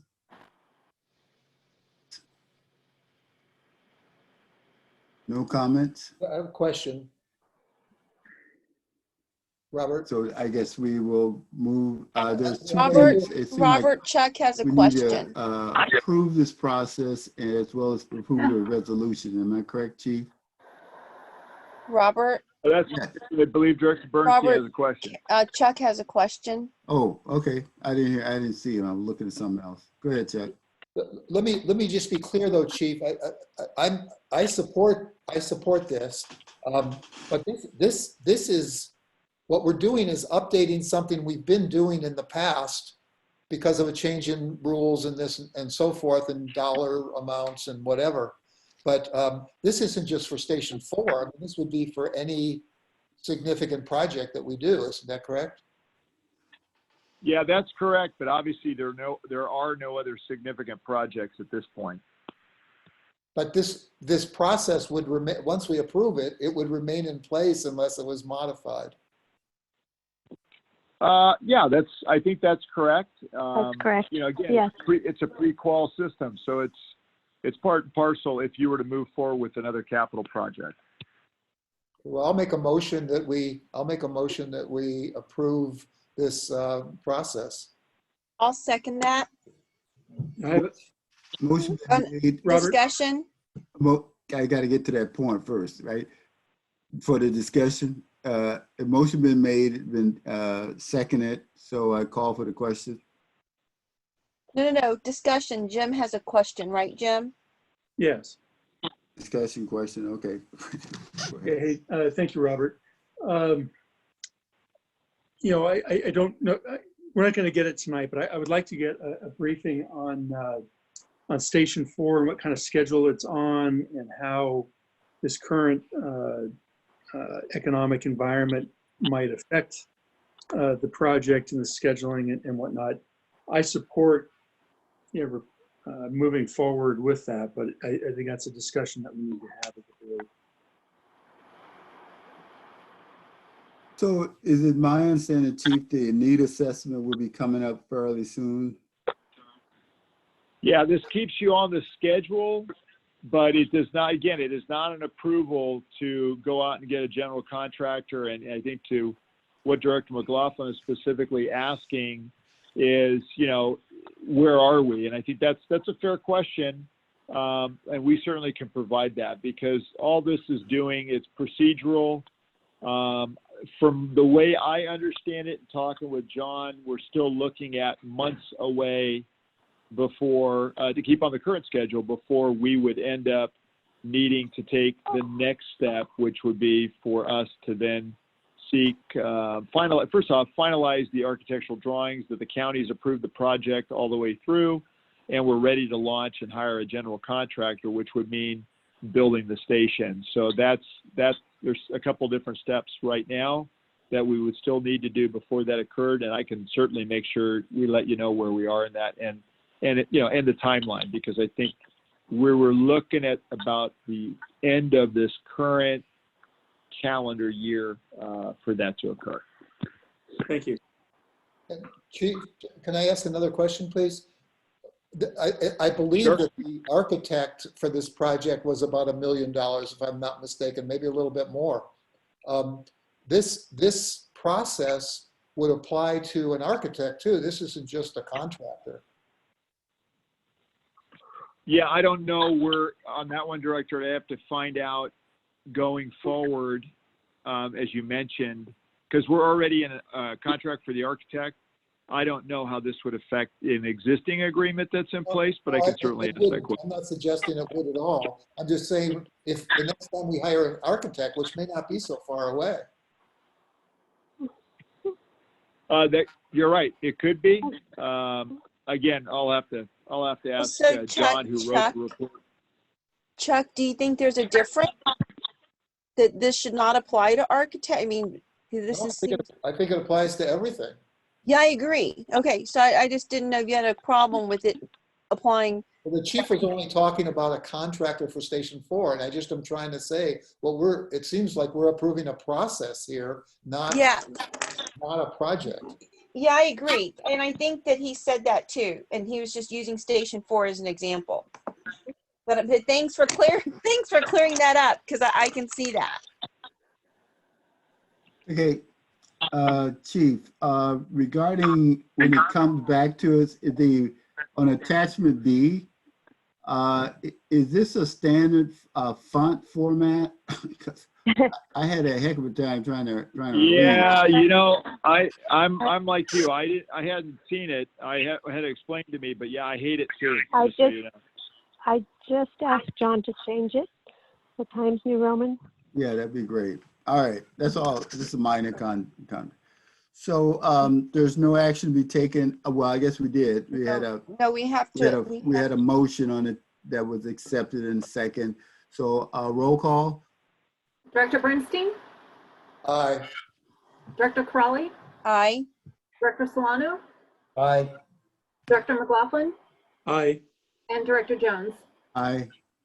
So it all ayes approved and passed. So we move on to item number 10, which is all right, directors, I'm going to try. I'll move through this quickly because I know it's been a big night already, and I don't want to repeat some of the data that you could probably get off of the website or things that you could get from the county. But yeah, let me start first. Where I usually start, which is workforce. So to date, we've had 13 employees that had some quote unquote level of exposure. 11 of those were tested. Everybody has come back negative. The other 2 were more in isolation for a period of time, quarantine for up to 14 days. But on the good side, nobody's been positive and everybody's back to work. Everybody's healthy. And the last time I believe one of those occurred was sometime back in March. And so the good news is our protocols are working for the most part. We do have 5 people on workers' comp. Hopefully some of them will be getting off this month and next month. That's something now that Kristen's always been dealing with that. So she addresses those things. Obviously, as the workforce comes back, then light duty becomes an option as well with some of those people to come in and be helpful in a different way. We've been trying to support the troops through a number of outreach efforts. There's been mindfulness training that we had people, if they wanted to, signed up for. We had family support time for those that felt that maybe they needed that. In terms of morale, Chief Stevens and I will be scheduling calls again starting tomorrow. We gave it about a gap of 3 to 4 weeks. At one point, I think we'd answered all the immediate need questions. But to be very honest with you, now, there are concerns about what you're concerned about. What about the budget? What about, if I'm a junior firefighter, could I potentially lose my job. So there's a lot more concern about the economic condition than there was a month ago, as kind of the reality or lack of reality, or as other people's reality kind of seeps into the organization as well. And that includes the personnel on the floor that are doing the jobs. In terms of return, as I mentioned, and it's in the chief's report, all staff will return mostly out of admin. We're shooting for June 1st. That does mean that we're having to make some accommodation. Some people are comfortable with that. Other people are not. What do I mean by that? Offices where we have 3 employees in the same space. They can't be 6 feet apart. So we have to figure out a different way to move people around. And we've been working on that. Chief Stevens was working on that today. Offices where we have 2 people that there's no spacing or there's no barrier. So we're working through all of that. Also the fire prevention entry counter, how we take plans in, how we take mail in, all those things specifically for fire admin are, somewhat later in the game just because of the rules, but because employees in some cases have been working from home. So, for some people, there's much more concern. For others, I think there's a greater comfort level, but at the end of the day, you got to do what you got to do to make people feel comfortable coming back to work. And obviously we have an obligation to do that. We were also before looking at, as you had mentioned, trying to go to a 5-day week schedule for fire prevention as an example, to beef up in the security aspect. So, it doesn't look like it looks today. So can we accommodate the new world, or the new abnormal, as I call it, and then also upgrade our ability to secure the office space so if people are by themselves on a Friday, that's it's much safer for that to occur than it currently is. Yeah, we're looking at all that. We've been talking about moving the conference room for a long time to the front of the building. Some of you know, we're talking about right where the display cases and everything are. We think that would be a good space, which would minimize people moving through the building anyway. That was, a big discussion before. Those are things we'll look at. On Thursday, you have the space needs presentation. So some of that is baked into that. Other parts of that are, just natural, some upgrade. We've been in the building now for 10 years. So we just have been doing, last year we painted the outside. Earlier this year, we had the inside painted. So we're already doing different levels of maintenance, specifically on 170. By the numbers, which I think you would find interesting, we so far have run 100 COVID-19 potential incidents. That occurred yesterday. That's out of 685 EMS calls. Essentially, those 100 calls represent about 15% of the overall workload of all the medical calls. And of the 100 patients and incidents that we had, we've received feedback from the hospitals or the county health department that about 19, if not more, have been positive. So we're looking at about 20% of all the patients that we go out and touch under these pre-qual conditions are coming back as positive. Call volume wise, tracking since March, not all the way through obviously May yet. We're looking at about a 24.7 reduction in call volume. So figure 25%. That's about what AMR reported with ambulances. We've heard the emergency rooms are down about 45%. So that's, I think that's also showing that some of these things that people were concerned about did not happen, thank goodness. I won't go into ventilators and all the other things because you can get that on the county website. But when we digest the numbers over that 25%, and I will send you all this in writing, by the way, we're looking at about fire stayed about the same, if not a little bit more compared one year over the other. EMS is down 30%. False alarms because somebody fell at home are down 42%. Hazmat calls 30% because businesses are not occupied. And good intent calls are down about 15%. We did modify training. We did cancel inspections. So in terms of overall capacity of our crews to do work, we have plenty of capacity to do any type of other additional work, if smart and safe to do so, that we could handle. And so we did expand a little bit and still are. If somebody wanted to fly by for a birthday or to cheer the kids or the family up, we've been doing some of those community service issues and events, which I think is a great thing for everybody's morale and the overall happiness of the community to just be able to get outside as this thing kind of drags on, so to speak. Countywide, the numbers, just real quick, 1,687 people so far are positive.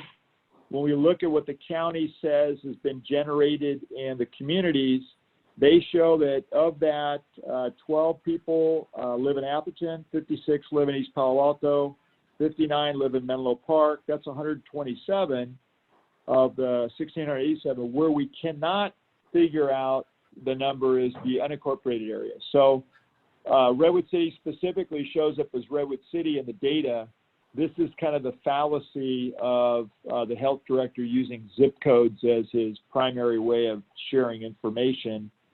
It just doesn't help. It's not helpful, right, when it comes to the county area where we know that we have about 15,000 people living in the North Fair Oaks area, and of which we protect about 60%. So 40% is in Redwood City, but the other 60% is in the fire district. So that's a little bit of a frustration because we keep trying to get to numbers because numbers do mean things, right? And that's why we're tracking the calls. If I look at just, this I'll wrap up here in a second, but if I look at just data, we have it by District 1, we have it by District 2. I know that, again, I think some of you will be interested in those numbers. Specifically, so for Director Jones, who lives in East Palo Alto, of the number of occurrences out of the 100, 35 were in East Palo Alto, and 9 of the 19 calls that we responded on, 9 of those individuals turned out to be positive in terms of their testing at the hospital. So, again, we're tracking by what we're going on. And so where are these people that, are calling in saying they're sick? They're pretty much everywhere, right? Apartments, residential, businesses, they're in shelters, they're out in the open, they're at bus stops, they're at the railroad station. I'm looking to see, they're at health centers or clinics. We've picked up people at the police substation and lockup, at schools. I mean, so, this kind of they're everywhere thing is true but not true. I mean, we're tracking where the calls are, and we know, we're not sharing this, but we also know by address. And obviously that would be something that we would not be comfortable to put out there as people's addresses of where the calls are. But that does help us see where there are more people that are suffering from infection, which we think is a good thing. And so that takes me to the next thing in the cities. What are the jurisdictions that we cover? What are our challenges? Sharing with you the town of Atherton. Obviously, ADAPT is a 501c3 working with the town, with the police chief. Unfortunately, we've been unable to get information from them as a public safety partner. So we're going to try and work through that issue, which hopefully we'll be able to do. Since, my understanding is we're in a partnership. As a partner, we should know the information that the town knows, and I'm not sure why ADAP would not feel comfortable sharing that with us when, in fact, we support, sponsor, and help train their members. And, as you know, have trailers with equipment. We spend a lot of time supporting all these groups. In East Palo Alto, the main thing right now is testing. Testing will go on Friday and Saturday of this week, and then the following week. The goal is to have about 250 people tested a day. Kudos to Director Jones. I know he spent a lot of time on this, was very helpful in making this kind of move forward. We sent a letter, as you all know, April 9th, and then again April 30th to the county to support this. Verily has the contract because they have the state contract. They then have been working in San Mateo as the vendor there. Early on, we had been told that we were going to be more involved logistically, so I sent Fire Marshal Johnson out to go around, which I think was very revealing. He went to the Stanford testing facility in Palo Alto. He went to Hayward, where the fire department and the Alameda County folks are doing testing. He went to the Verily site in San Mateo and saw how all those were done. He did a little mini report on everyone. He flew the drone over them. He took pictures of the whole process, which from just an awareness and learning standpoint, I think was just interesting for us, only because we thought logistically, as I said, we were going to be more involved with the setup. Turns out And I'm not sure yet whether Verily just is going to come in and run this whole thing at the YMCA Center at Bell and Euclid this weekend, or East Palo Alto, some obligation for volunteers or help. But they're also going to do walk-up, and as you know, it's free. So we kind of, talked to Director Jones and just looking at what we could do. We talked about using drones or the LRAD system to broadcast a message to the community that testing was available, do that in English and Spanish. But the town or the city of East Palo Alto decided that was probably too much and felt that maybe they were going to be overwhelmed. There is concern about people coming from other communities and signing up through the Verily system to be tested, since, again, this is new and this is, it's free. We kind of share a different concern, which, I'm a little bit hesitant to bring up, but I think just in all good consciousness, I have to say it. Verily is in the SACB and, is a subsidiary of Alphabet, which is Google. So, we've looked at their intake form that you have to sign. I'm not a lawyer, but, that it is a little bit of a concern, because what are you actually agreeing to and who can share your information? And as we all know, tracing and tracking are probably part of it. And in this particular case, there's also a belief that that information is going to be shared with the state of California. So, and they're the ones paying for it. So part of me gets it, but I know there are other people who are concerned about that. And, it does raise a little bit of the eyebrow when it comes to that as well. And equally, the Verily kits are, double the cost of, let's say, the Avellino test kits right here in the fire district. So from what we understand, the Verily kit, test kit, full process system is about $150 a kit, getting the samples back and everything. And the Avellino kit is $75, and that's what's being used in Hayward. Ironically, and John pointed this out to me, the test kits from Menlo Park are being shipped to the East Bay, and the testing's going on there, and then the testing from San Mateo is being shipped the testing being done in San Mateo also has to go to the East Bay for the company that's shipping from the East Bay into San Mateo County. So it's like, I guess they didn't early on figure out who was where and what, but, we're happy to have the testing, so I don't want to sound like I'm complaining. It's just interesting if you follow it when you get into the cost, how it's done, the approvals, all those different things. But, like I said, I think we're very happy that it's actually finally gotten here, and it took a lot of people kind of pulling that direction. So we're still, going to try and support any way that we can, and there's a call tomorrow to see in which way, if at all, that we would need to do that. Moving on to Menlo Park, you did catch Santa Cruz Avenue. I've heard no more, but Chief Johnson, again, has been assigned to that project with the city of Menlo Park. Obviously, no different than if we did a street fair. We would, though, be looking for some more permanent bollards in terms of protection of people in the street, and we would obviously work that out with the city staff. They too, Bellhaven is supposed to be part of the East Palo Alto testing. They have a meeting tonight. They've not called the city manager on that, but I will, because, I'm not sure if the advertising is getting into East Menlo Park, Bellhaven, or not. It is mentioned in the county. It is mentioned in East Palo Alto, but I don't know that it was mentioned in Menlo Park in any substantial way. And then, as you know, Menlo Park, if you watched the rest of their meeting the other night after the Santa Cruz Avenue item came up, they are looking to defer layoffs currently until they see if they can do some things like sell land. So that will be on the Thursday agenda after the space needs information has been presented. I don't want to get too deep in it because it's obviously a closed session item, so I'm not giving anything away, other than that will be a discussion no different than it's been with the city, who now I think is going to be more empathetic towards potentially wanting to sell some of the real property assets. And so we did include Station 77 simply because, as you know, we've tried 4 times to see if we could purchase that. We were successful in continuing the lease for a new 55-year period of time, but that is our hub facility where all of our buildings are built and so forth that we paid for already. So those are things that we'll have to talk about later on in the week.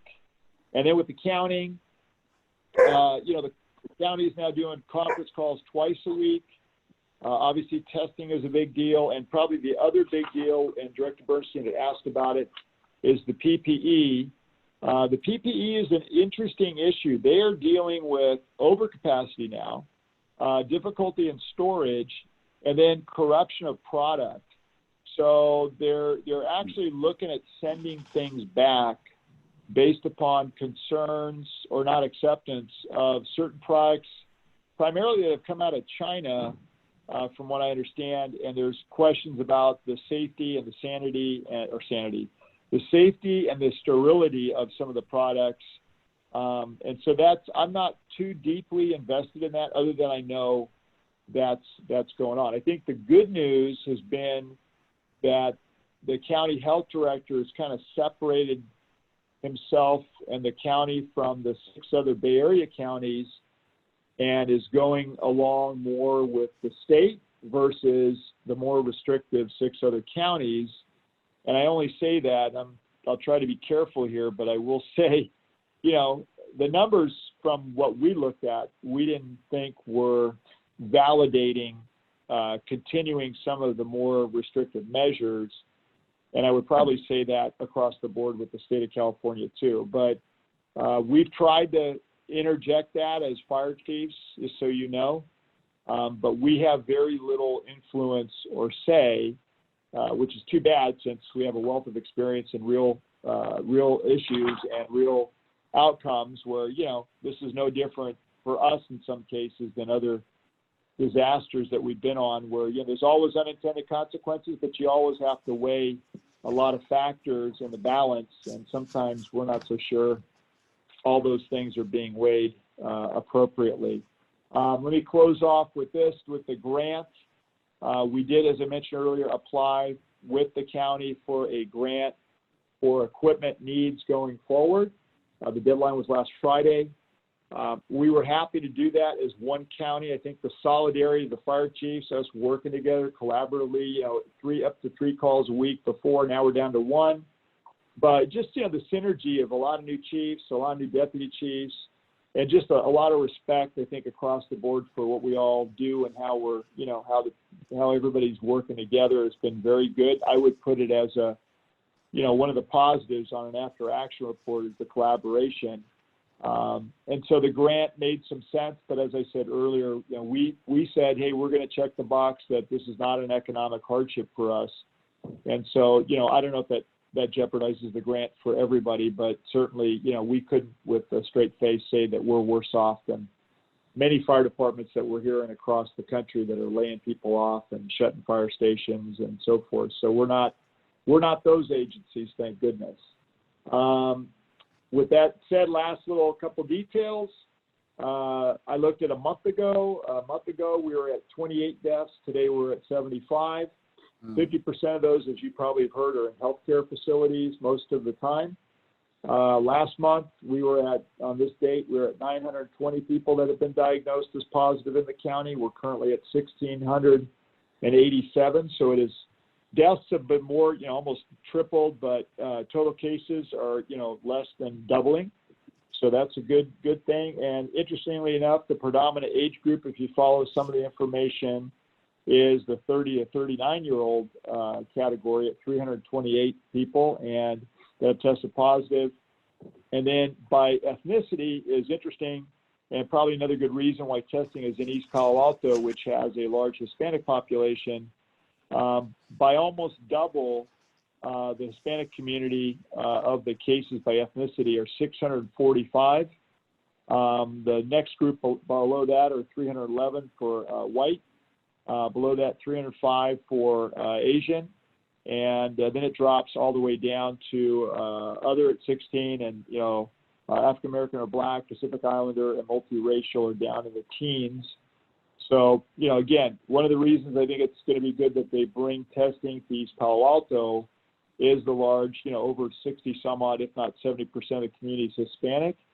the challenge that they're going to have, and this is what we realize, and Director Jones can probably comment to it, but is will, undocumented people want to fill out the forms that are required to be able to get tested? And that is the $1 million question that I don't know if we're going to know until it happens, Friday and Saturday. And, are all those people going to come from Bellhaven and East Palo Alto? I don't know the answer to that either. So I think that'll be yet to be seen. And so they're planning, again, 2 weeks of doing this. But all told, it's going to only be 1,000 tests done over 2 weeks. So, but, we'll see. I think we'll know better when they get done with that by Saturday. And that's my report on the update. Thank you, Chief. Are there any questions for Chief? Chuck? Chief, you mentioned that ADAPT was not willing to share information you were seeking. I was curious to know what kind of information that is. Yeah, so the intake forms that were done by the civilians or the CERT members who went around to the community, that's all we wanted to look at, is see what type of calls, what were they doing. We'd heard a lot about it, as you probably have heard, being on some of the calls with CCM, but for some reason there's an unwillingness to share that. And at first it was promised, and then it was pulled back. And actually access was denied to Ryan specifically, who's our emergency manager. He's sworn, he's safety. We're a public safety partner. We protect the community. I've never seen this before, so I'm going to reach back out to Chief McCauley, but I only raise it to you all because, we all know there's other issues with the town. So I don't know why a public safety partner would not share intake information on, again, it's not as if we're going to reveal addresses and names. I mean, look, I'm telling you, we have all that. We're tracking where the emergency calls are, but we're not going to give that out because of HIPAA concerns, because of privacy concerns. If anything, we're the perfect partner that should know what's going on. And unfortunately, I'm stumped by it, Director. So, if you could get an answer on that, I would be interested too. I mean, I don't think there was anything wrong with asking that. I think it was we went around in a circle 4 times and then we're denied. And I think that's something it's new. It's something certainly that needs to be addressed because, and I will say this, they did send us some of their minutes, which were interesting to read. And primarily that the flyers that went out only had ADAPT and the Atherton logos on them, which, I don't know. I mean, I would have thought the district as a partner has supported ADAPT. Why would Menlo Fire not even be thought to be included? So, there's a lot of questions. I wanted to raise that, but I don't want to get too deep into it because I still need to try and seek some answers. But I know as you guys are looking at support for different ways that we could do this, I have to honestly tell you, that's where we're at, and it's somewhat disturbing. Let me just share a little bit with you, Chief. I can't speak for ADAPT, but as part of MPC Ready in Menlo Park, I think I have the largest area 28, which is the Willows. We have like 1,700 households, about over 5,000 people. It's been a policy of MPC Ready that the information that's collected on the blocks, and we have almost 100% coverage now. We have 85, 86 block captains. Nothing goes beyond them. So I don't have access to anything on any block. The only person that does is a block captain. And that was decided as a way to get the information because people weren't willing to give it to the block captains because they were worried it would go somewhere. So again, I can't speak for ADAPT, but I just wanted to share that with you, that information. Yeah, and I think that's a fair point. I think it depends, to your point, I think when it comes to people that sign up, but, these were allegedly, outreach activities, provided by obviously private citizens working under a nonprofit that we've supported. I mean really supported, as you know, and given to a public safety partner, the police chief, and then we're denied. So yeah, it's a concern, and I'm hoping we're going to be able to solve it because it's not as if Ryan's looking for copies. We just wanted to see what were the activities that were going on. I mean, we've heard so much about it. There's all this praise, and I think it is deserved praise. I'm glad when people go out and check up on their neighbors. I mean, as I said in one of those calls with CCM, look, I don't think you need anybody's approval to walk around your neighborhood and help your neighbors. God forbid that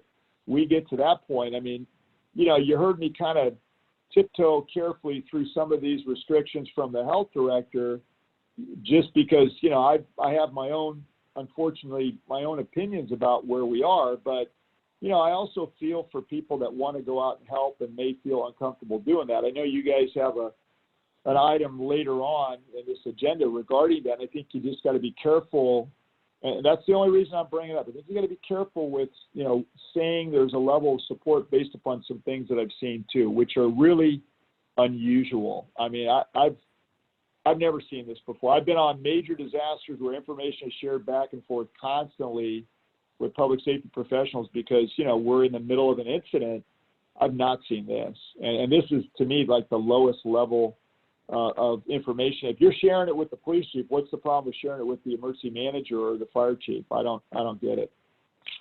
So, are there any other questions for the chief about the COVID-19 pandemic report?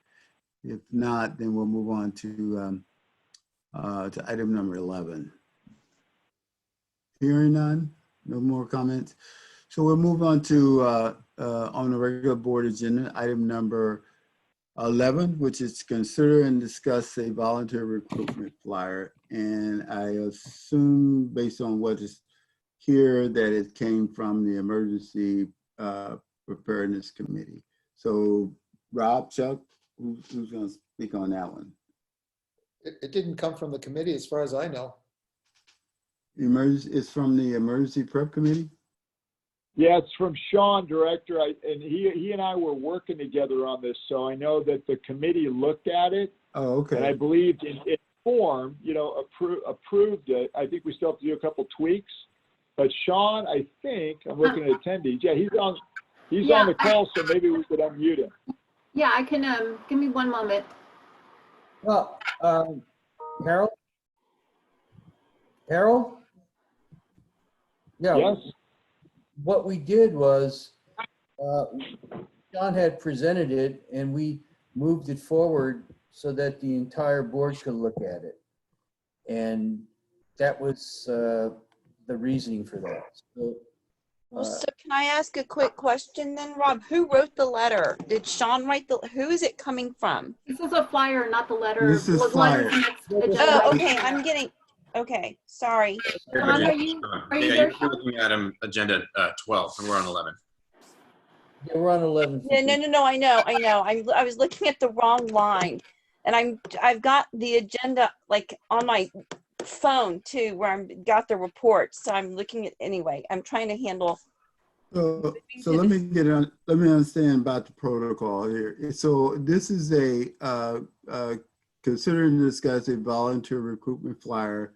So it's forwarded on by the Emergency Prep Committee. Do we have public comment on this? How are we handling this? Sean, are you there? Yeah, I'm here. Okay, so Sean can speak to it if you're asking him to speak to it. Sure, but what specific question can I answer for you? So the fire district has sent out a series of mailers over the course of this shelter-in-place highlighting the fire district's response. And Chief and I were working on this third mailer, which would be a different tone, and we were working on this through and including the day of the last board meeting. And what we'd like to send, and what would have been a great thing to send, would have been a flyer that could go to every residence in the district. And what it would do would be to highlight a positive and an upbeat message encouraging people to get involved if they'd like to get involved, as well as highlighting perhaps some of the training, the phenomenal training that the district sponsors and puts on for citizens. Doing those things we thought and hoped would serve as a tool to sort of strike while the iron was hot and encourage recruitment and involvement. The district, being very good at putting out professional mailers, has graphic designers that they work with. So, CCM wasn't picking colors or fonts or anything like that. What we put together, and you can see as attachment A, is just sort of the basic components of what a mailer, this third mailer, would include. And the highlight of it really is commentary that Chief Chappell never had the chance to, or hasn't had the chance to write yet. So what you see there to the right of those stock images to be replaced by the professionals is just placeholder text. So directors, let me say this, that really what we're looking for is, I know there was some concern last month, is really the approval or support of sending out a recruitment flyer for, trying to get more CERT members and things like that. So really what we're trying to do here is recruit more people at a time where we think the more people will be interested in stepping up. Robert? Any comments from the board? I had some comments, Robert. I like to stay away from the idea that this is encouraging or soliciting or recruiting volunteers. I would put it more in an awareness category, just making people aware of volunteer opportunities and promoting the general idea of volunteerism. I think perhaps the Lou Group should be brought into this, especially in light of our earlier conversations. I think it fits very well into that category. I would encourage us to move forward with those caveats. I concur with Jim. I think it needs to be forwarded over to the Lou Group because it can be it is one of those categories, areas that we had talked about earlier that can accentuate what we as a district are attempting to do it overall. So, and directors, just so you know, that's exactly what we did with the last two mailers that went out. Is they all have passed. I mean, the Lou Group had less design involvement. They had full design involvement in the first flyer, less and almost none on the second one. However, it was sent to them for commentary and input, and they thought it was well done, so we went with it. But yeah, every single time we've involved them in putting these flyers out. So I don't understand on the flyer on the black box where they had the QR code. Is that a certain kind of code that's? Yeah, so Director Jones, a QR code is on a lot of the district posters, a lot of the public-facing materials, and what it is, it's a little barcode, and if you use the camera of a cell phone to take an image of it, the QR code instructs the phone to take you to a website. So rather than trying to remember menlofirecert.com or these things, you can simply just use technology, and it'll take you right there automatically with not having to worry about typing anything. And I assume that the back side of it is in Spanish. Yes. So my translation skills got as far as what you see there, but Menlo Park Fire District encompassing geographies where there's an awful lot of Spanish speakers. We wanted to be sensitive to that and have the message both in English and Spanish. Would there be some? We brought in a company too. We've now found a vendor that does the Spanish translation. So, we've evolved as well. We have different vendors for printing that the Lou Group provided to us, which is great. They know that if we do mailers, they come and drop everything off at the main Menlo Park postal facility because the timeline for distribution is much shorter than if it was to go out of the East Bay there in Hayward, I believe. And, again, entities like this group that does Spanish translation, a month ago or so, we wouldn't have known how, who to turn to. And we, Michelle found them, and they, that's worked out real well. So We have all the backup positions, and as mentioned in the report, we have a new person coming on that's replacing Mike Ralston, and obviously Ryan is here. He's actually in my office right now listening to this conversation. So I think, you know, all of us together can put out, I think, something good, and make sure to run it by the Lou Group as well, and even ask for their input this time around as well. One last question for me is that the Spanish portion, you said this is going to go throughout the whole district, or just a limited part? Yeah, Robert, we do a two-sided, and you know, that's because you just, you know, that way it's easier to mail them, is to do the two-sided. So it's, you know, it does take one side away if you had more information, but it's identical. One side is Spanish, one side is English, just like we did on the last one. Right. Robert? Yes, Virginia? So I agree it should go to the Lou Group too, but I do have a question regarding the menlofirecert.com site. Is this that part of that, or CCM, or does it matter?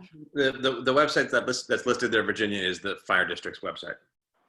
It ties to CCM, but you know, it's if you go to menlofire.org and you click on you know, community preparedness, that's the site it takes you to. Right, but the site that's listed on here is menlofirecert.com. Right, that's linked to, that is the CERT CCM website that's linked directly off of the fire district. I just didn't know if it were going to be confusing with the name. I mean, I think it should just stay this way, so that's fine. Well, we can change it, you know, but what we didn't want was to put on the ADAPT and NPC Ready and Repack websites and really confuse folks. We wanted to send it to one place where people can get the information and then get sorted out at the district level. Yep, I think that's fine. Thanks. Sure, thanks, Virginia. Okay, so there needs to be approval. Robert, could I ask a question? Absolutely. Chief, two things. What's the number that this would be distributed to? And two, what's the estimated cost? I want to say, and Michelle might be able to look at this because she's been helping me with this. I want to say we were at about somewhere between 27,000 and 31,000 on, you know, addresses that this was distributed to.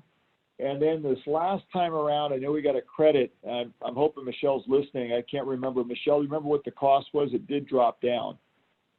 I'm looking. I'm not sure. I'd have to find all my backup. Well, Chuck, we can find that out and send it out to the board. That's pretty easy. But I'm pretty sure it was 27 to 31,000 mailing addresses. Let me make a plea for doing this, although I want to be careful that we're not authorizing something that's extraordinarily costly. I mean, my guess is this should cost $10,000 or $15,000 maybe, but imagine an earthquake and so forth. And if we had a full volunteer network throughout the entire fire district, we could know within 1 hour what the problems were in the entire district. And there's no other way that something like that could be known. The fire district would have situational awareness of the entire fire district. Similarly, if there were a flood and there were a need to evacuate, we can put all this stuff, you know, on cell phones and this and that. But these block network could contact literally 100% of our people in less than 1 hour. Each one of these people has 15 to 30 homes. And it would be such an addition to our readiness and our preparation. I just think it's a wonderful, wonderful addition to readiness and preparedness and the ability to act, which every time we've had major disasters, we've just seen that, you know, it's nothing that any other governmental agency can do. No, because they're just not equipped. They don't know the people. They don't have the ability to move that quickly. I just think it's a very powerful channel of communication. Director Bernstein, I found the previous invoice. So the last mailer that went to all the residents within the district went to 31,662 addresses, and it cost $15,886. for the printing and the mailing. And so you would also have to add the cost to, if we have the Lou group provide input, that would be additional cost. Thank you. So this say, it needs approval from the board. Can I get a motion on this? I'd like to make a motion that we authorize up to $20,000 for a mailing seeking volunteers to fill out the networks throughout our fire district. Up to 20,000? Well, I don't know how much the Lou group would be. Well, that's the thing. I mean, 'cause right now, are If you saying it? If you just say the chief to do it, I have the spending authority just like the last time, so. Okay, I'll make the motion to authorize or to recommend to the chief that this be done. I second that. So motion been made, first and second, call for any comments. Yeah, Hearing Robert, Yes. Jim, yeah, I would Yes, just, Jim. the only thing I would add to that is within the confines of what we discussed, having the Lou group look at it, integrate it into the larger message that we discussed earlier. Okay. Who made the motion? Jim, Chuck, you agree with the amendments to that motion? Yes, yes. Okay. All right. So roll call? Director Bernstein? Aye. Director Crawley? Aye. Director Solano? Aye. Director McLaughlin? Aye. And Director Jones? Aye. So moving along, we're almost there. Item number 12. By the way, before you mute me again, thanks very much, directors. Much appreciated. Oh, thank you, Sean. Thank you very much. Moving on to item number 12. Thanks, Sean. Which come from the Emergency Prep Committee. Consider and discuss a draft letter and resolution to support local volunteers. Chuck and Rob, this came from you. You have any comments on it? Yeah, Chuck drew up the resolution in the letter. So Chuck, why don't you take it from here? Okay, thank you. This stems from requests from people who were working as these block coordinators, where they were contacting people and so forth. And one of the questions that would come up was, is what you're doing legal? Is it okay? And so forth. And it seemed to me that it would make sense to find some way to bless what we're doing. Now, in a sense, Atherton has done that by writing a letter from in this case, I think it's the police chief, not the city manager, that basically says, this is something we need, and these volunteers are able to show a letter like that or send a copy of it to their neighbors. But in our case, we didn't have anything that seemingly gave a blessing to these volunteers. I can't tell you how suspicious people are. It relates to my comments earlier about trying to gather information. People don't want to tell us how many kids they have. They don't want to tell us anything because they think someone's going to come kidnap their kids or whatever.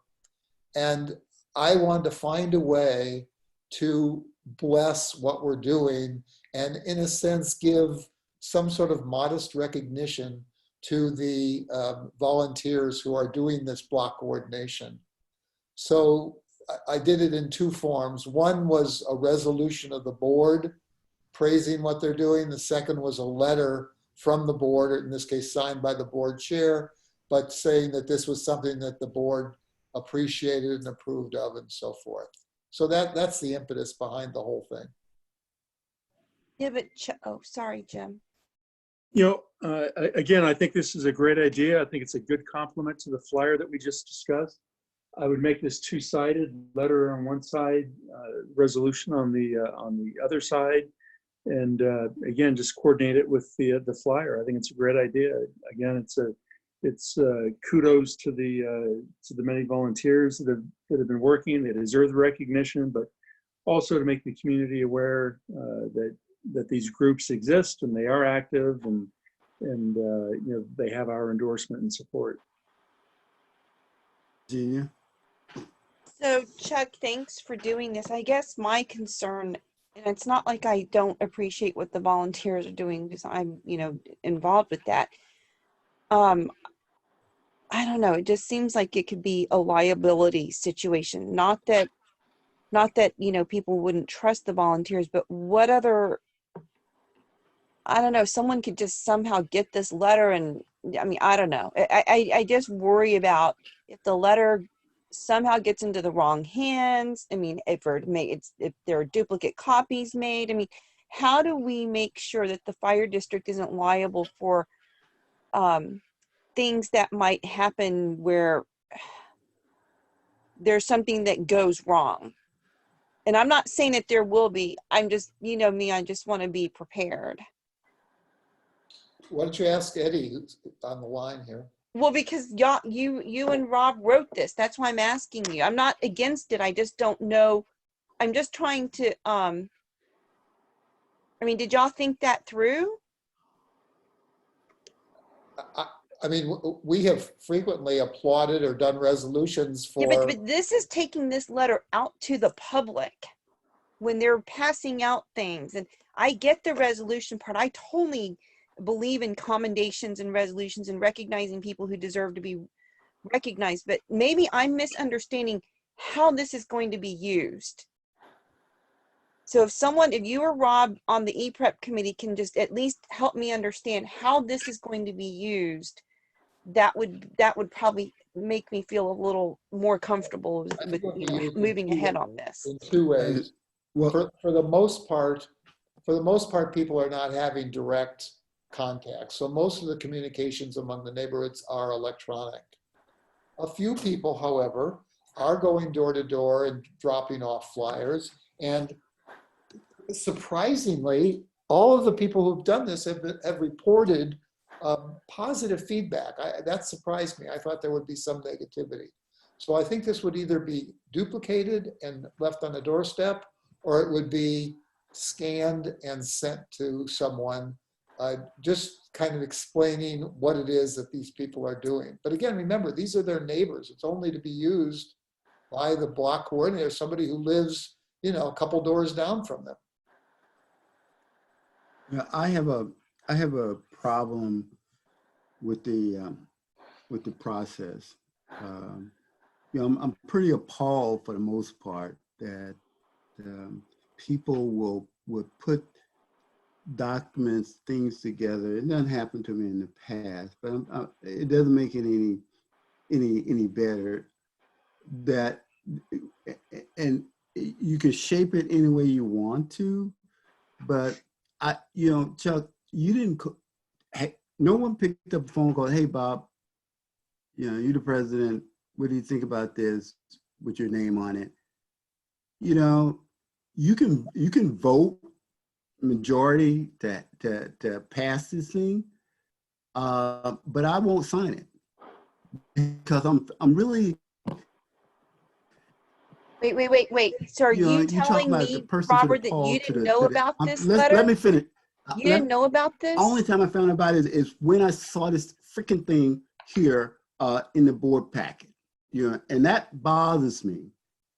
That That's you feel as though that you can direct me any way you want to, and I'm telling you from this day forward, you can't. I would not have stooped as low as what has gone on here to you. I've been very nice and kind to you. I've been very open and honest to you. But to do this to me like this in open public with people, 17 people on here, probably someone from Menlo Park and Athens looking and seeing me in this kind of condition talking to you about this, that's a lack of respect. That's a total lack of respect. And I don't know, you may continue to do this the rest of your life until I term on this board, but I tell you what, I am not going to sit here and allow you to ridicule me as much as you have done with this particular tactic. I would not have done this to you at all, Chuck, without talking to you about it. And don't give me this excuse that, you know, it's the board's responsibility to do certain. I've been on the streets myself. I understand. Heroic. You tell people heroic. What heroic act have they done? And then you're gonna want me to kind of go along. Those people should have been coming to the board, talking to those heroic acts to us so that we can understand. You came with it. You wrote the letter saying they're heroic. You wrote the letter saying they're doing important, certain things are very important. You saying that they're protecting folks, there's security, they're protecting folks. I don't know that. The board don't know it. They're hearing it from you. What acts have they done in terms of securing folks? In terms of their all this intangible support, what is it? Why can't people come to us, get on our meeting and tell us about these heroic acts? But yet still, for me, it seemed like, anyway. So Robert, I want to add something. I want to add something because I didn't know this until just now either. And shame on the E-Prep committee. And I have a lot of, stop it. I'm not done, Rob. I'm not done. Shame on the E-Prep committee for even allowing this to get to the board without going through the proper channels. I would normally support something like this, but come on, guys. What is it? Because we're people of color that you think you can do this? That's crazy. I'm sorry. I'm not usually like this, but this is coming from the E-Prep committee as a whole, and shame on y'all for trying to bypass the president. I've never done that. I had to deal with that when I was president too, from Director Solano. And I don't blame Director Jones or President Jones for being this upset. I'm pretty upset about this too, because here I thought we were all kind of getting along. We all went through this, you know, the whole process with Belinda, and now this. This is like procedure, criminal or civil, where it's actually I don't know. Do y'all think that you're that privileged that you can just bypass a process? And if you do, shame on y'all, all of y'all, for even thinking that. So is there a motion to move this on? Because I tell you this, I'm not signing it. Look, Robert, I'm sorry. If the president isn't signing it, does that mean that Jim, the vice president, is going to sign it? Because Jim supports this. Robert, it doesn't matter to me. There's all it takes is 3 votes. 3 votes and to do it. Because let's move on. I am tired and I want to get off this line. Robert, may I say something? Absolutely. Okay. The reason why the prep committee forwarded this to the board was for discussion. Okay. I mean, that's the reason why it was forwarded. All right. And we're having a discussion. If it doesn't, I mean, if there's such a conflict relative to this, I don't want it to go forward out to the public. I mean, this was forwarded to the board as a discussion item. And you expected the president to sign. Did you even talk to the president about that? I mean, that's crazy. This is going to go to the board without even talking to the president, who's expected to sign this. Maybe, Rob, you live in a different world with procedure, but to me, there is a process. And this is a public process. And maybe you don't care about it, but I do. And so, yeah, we're having the discussion. And now we're finding out that y'all are, but go for it. Go vote for it. But I want to know, if the president doesn't sign this letter, who is going to sign this letter? I would like an answer to my question. Who is going to sign this letter if the president doesn't sign it? Virginia, I'd like to talk, and I don't want to answer your question. I want to apologize for what. Well, why not? Virginia, you had no problems. You had no problems putting the president's name on there without notifying him. But you don't want to answer my question. If the president doesn't want to sign it, who is going to sign it? Because as far as I'm concerned, if this is coming from the fire district, we're all liable if there's a problem. So I would like an answer to my question.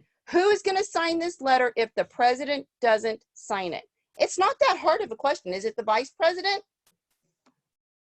I'd like to finish my statement, please, without being interrupted.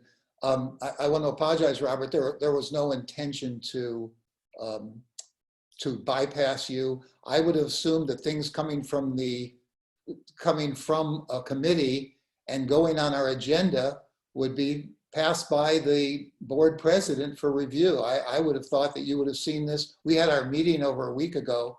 I would have thought you would have seen it back when all that was passed on to you. Why didn't somebody have the well, guts to let me come to me finish. before? Let me finish, yeah. No, I'm just saying, let me finish. You know, you putting it on the e-prep committee, but why didn't somebody like you, Chuck, the initiator, have the guts to come to me first? Tell me. Well, it never occurred to me that it would be Of course. awesome. Listen, when I was president, I had to sign a contract that I totally disagreed with, but I signed it because that was my position. Don't reverse this psychology on me, because it doesn't work for my That was a psychology contract major. that was approved by the board. Don't rip that stuff on me. That was approved by the board. And actually, I remember that because if you weren't going to sign it, I, the vice president at the time, would have signed it. So I'm to answer my question again. Would someone please answer, if Robert doesn't sign this, who is going to sign this? So look, if there's a problem with the letter, there's a resolution also. We could certainly vote on it. It's not a problem with the letter. It's the principle that you're bypassing. You and Rob are bypassing the process. I would be upset too. This is the first time I'm literally finding out about this. I'm pretty upset about it too, because it's constantly for the last 2 years undermining the president. Well, guess what? Virginia, I don't blame people for being upset. And Jim, when you're the president next time, if you're undermined, I'd be upset too. So are you going to sign this as the vice president? There's a motion on the table. I mean, not even a motion. There's not a motion on the table. Item is on the table. It's going to become a motion. So let's just get through with this. But like I'm just telling you, I'm not signing it. So you got to have to deal with it at that point. After that. I want to know who's signing it before we approve anything if the president isn't going to sign it. Why isn't anyone answering my question? Because you're out of control, Virginia. No, I'm not out of control. Chuck, stop patronizing me, Chuck. You're acting like you're being a chauvinist. I am not out of control. It's a legitimate question. Who is going to sign this letter if the president is not going to? Hello. Director Corrali, to whom are you directing that question? I guess the people who wrote the letter. And the president said he wasn't going to sign it. So please stop, Chuck, patronizing me. I'm not out of control. You're out of control by even getting us to this position. So, and Rob too, for letting this continue. So I want to know, legally speaking, Eddie, if the president doesn't sign this letter, and I don't blame him, who signs this? The vice president? No one? Is everyone afraid to answer that question? It's a very legitimate and logical question. Who is going to sign this letter? I'm asking, maybe the two authors on the e-prep committee should answer that question. Or maybe the vice president, I don't know. Someone please answer the question. I'm not out of control. I'm sorry that Director Bernstein thinks I'm out of control. That's your opinion, Chuck. But I am tired of people trying to undermine the presidency. It happened when I was president by Director Solano. It continues to happen right now. I'm not done, Rob. I want to know if my name is somehow attached to this as a member of this board. Who's going to sign this letter if Robert, the president, doesn't do it? Rob, you got something to say? Robert? Yes. The letter and the resolution was forwarded for a board discussion. I had no idea it was going to create this type of turmoil. We as a board, as a committee, forwarded the letter to have a board discussion. And if the board, I mean, if it's such a controversial letter and a proclamation, I don't want you to sign it, Robert. I don't want any board member to sign it.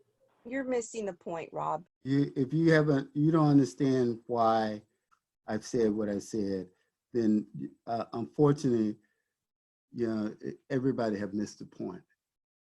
Have missed the point totally. Yeah, and maybe that's intentional. And I don't know if it's intentional or not. I'm just saying the point is missed. So I'm ready to move on. and take whatever to make the motion to take the vote. I'm okay. I just want to move on because it's obviously the point is not being received and understood the way it should be understood. So there's an item on the agenda right now, item number 12, to consider and discuss a draft letter and resolution to support local volunteers. And I am hoping that, which I know is going to happen, is people going to say, Bob, do not support the work that the CERT folks are doing. And I know it. I done been down this road before. But you know, if anybody's listening to in the public, let you know that I am the last person that would not support your effort. But I'd be doggone if I allow folks to manipulate me the way they're doing at this point in time. And that's not unfair. I'm a man like you are. You talk to me like a man, not a servant. Them Jim Crow days are over. So take your vote and let's get on with it. Well, I want to make a comment too, Robert. Let's just let it go. No, I need to make a comment because I'm going to oppose this too.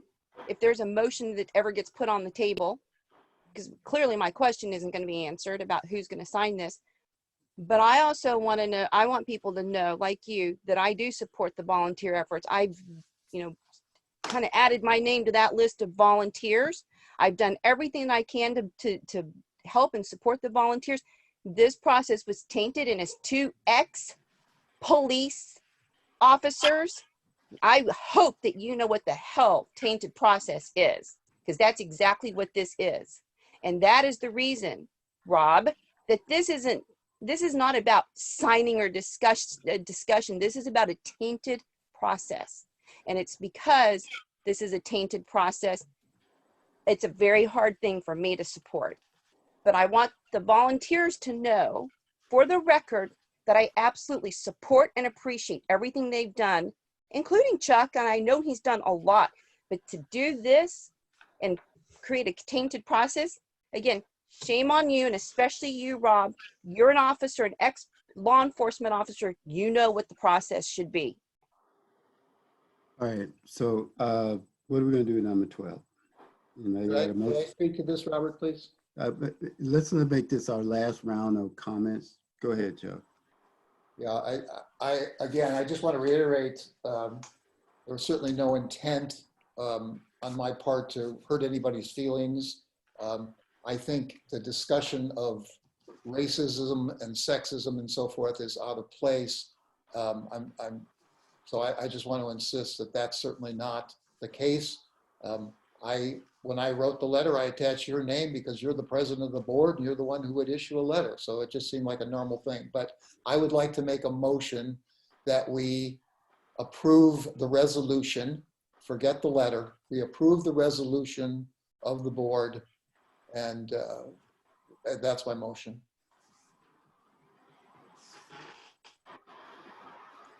Motion been made. Is there a second?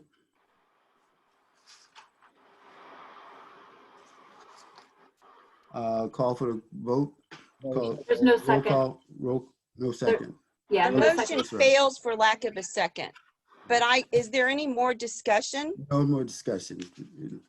Discussions. Let's just end this discussion. Unless somebody else got something to say, and I'm hoping that they haven't said it already. Let's move on to item number 14. There's coming from. It's coming from Rob. We have an item to discuss closure of streets in Menlo Park. Right. This item could be. Wait, is that number 13? What's number 13? I got it number 14 on my list. Rob, no, right. Two proposed I'm sorry. items. Right. I got an older version. Okay, 13, Rob. No. This was just to discuss some educational opportunities for district staff. This could be forwarded to the HR committee for senior management to go over certain professional schools that they can attend, as the National Fire Academy or or other, like the Naval Postgraduate School. So this can be forwarded to the Human Resource Committee and work with HR in order to see if there are any senior manager or any firefighters within the organization that want to take advantage of these programs. So this can be forwarded. And I wanted to bring it up as a discussion item for succession planning within the organization. So are you saying you want this on a future agenda, right? The next month's agenda? Well, we could put it on the next month's agenda, or it can just be forwarded to the HR committee for review. So Rob, motion is to, or suggestion is to send this item over to HR committee for further review. I think Based on the current education opportunity policies, Rob, I'm trying to understand here. Because I'm on the HR committee. So are you saying that I'm not understanding exactly what it is that you want the HR committee to look at? there are The current policies and update them, or? Will you let me finish, please? Yeah, I'm asking a question for clarification. I'm going to answer your question here in a minute. Okay, there are certain professional schools that you can use as in-service training or professional training. One is the National Fire Academy, one is the Naval Postgraduate School, and they offer courses in order for our employees that can enhance their either firefighting or management skills. And this might be a good referral for them to go through these classes.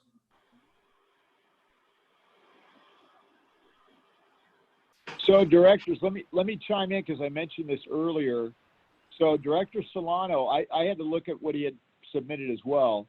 I think it is appropriate that it go to the HR committee because in terms, as I mentioned, of younger captains wanting to become chief officers and so forth, it is in line with earlier conversations that you all have had regarding trying to put people on career paths that would prepare them for, you know, leadership at the division, the deputy, and the fire chief level. So, you know, again, remember I said growing the crop?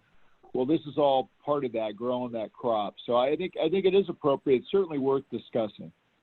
Okay, I'm not saying it's not. If you're willing to do a staff report on this based on what Rob is saying, I'm fine with it. I think it's a great idea. I didn't even know that those opportunities were out there. That's why I'm asking the question, Rob. I'm not saying that it's a bad idea. I just didn't know. I think succession takes many forms. And when you really look at what's being presented here, you know, I know there's always a concern about the standard degree programs, which, you know, you know, when I got a chance to really look at what Rob had submitted, these are much more focused on, you know, more emergency, police fire related course of study, which I think would be helpful to our personnel. Okay. Sounds good.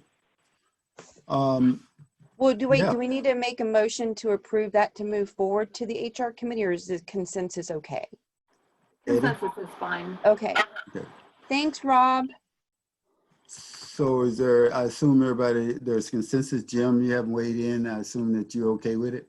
Yeah, I think it's a, you know, there's a lot of details attached to these, you know, who's eligible, what's the selection criteria, you know, what's the district willing to pay for. So I think the HR committee referral is the right one. Okay. All right. So there it is. I'm sorry, is there an attachment for this? I don't think so. I didn't anything in the board packet. Rob, do you have anything that you can refer or send out to, is that Kristen? Yeah, sorry, there's nothing in the packet. Yeah. Well, no, there wouldn't be, right? Yeah, I have it. Rob sent it as attachments. I have it. It just didn't make it in because it's a consideration for the board meeting. So it didn't have the detail, but since we're moving it forward, I'll make sure it gets into the Kristen gets it so we can look at it, and then also so it goes onto the HR committee agenda as part of that packet. Right. So Kristen, just so you know, since this was a proposed agenda item, there was not going to be any backup documentation for a proposed agenda item. but now it's Okay. moving forward. So that's why there was nothing in the packet. Okay, thank you. Item number 4. Oh, somebody had a comment? Yes, I do. Kristen? Yeah, Rob. Yeah, the references that I gave the chief was the National Fire Academy and the Naval Postgraduate School. And the reason why I had forwarded the email to the chief was because there was every 6 months, the Naval Postgraduate School, which is in Monterey, it's run by the Department of Homeland Security, and at no cost to the agency. If you qualify to get into the school, it's a public safety graduate program. And that's why I had forwarded to the chief for this type of discussion. And I can also forward you my email too, Kirsten, so you can look at it. That would be great. Thank you. You're welcome. Item number 14, Rob, discuss Yeah, closure of streets in Menlo Park. No, Robert, the chief was on this.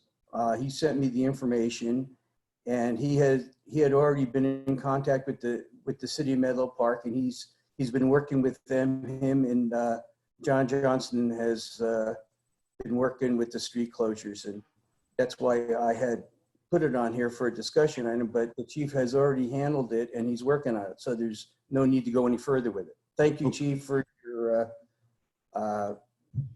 on top of this item. Can I add? Yeah, no to- worries.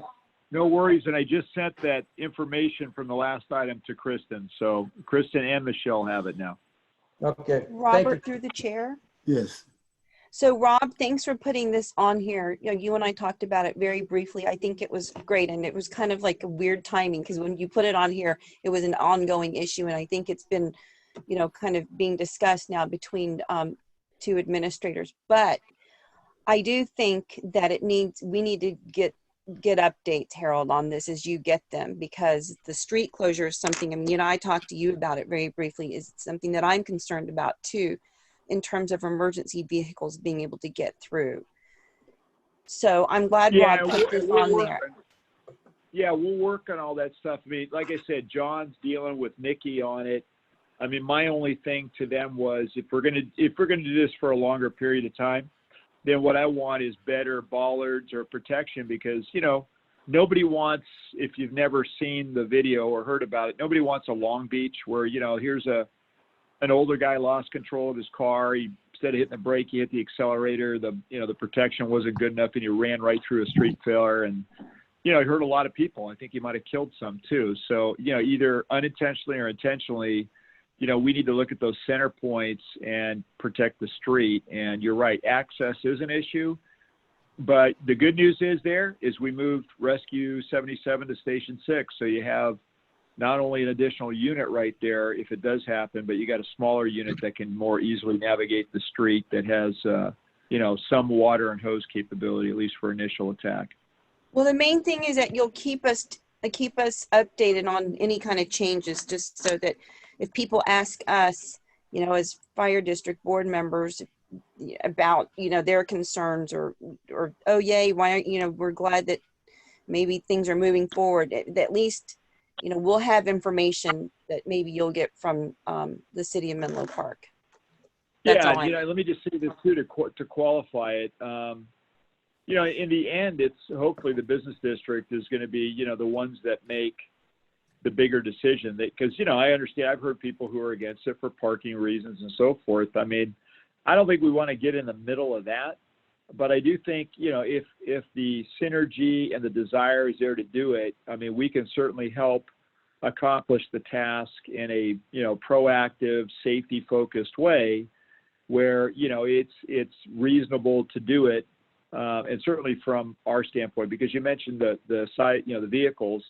The first thing I brought up, and I think I wrote it in my letter to them, is, you know, the size of our vehicles to get out on the street. So, you know, we are a unique entity because of that, the necessity to bring the toolboxes where the problem is. And, you know, just remember, 50% of downtown Menlo Park does not have sprinklers in the building. So we're not looking to have that become a bigger problem if we can't get in there. Thanks, Harold.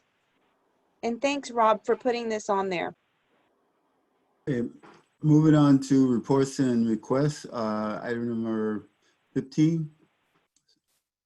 This is where the directors got anything they want to report on?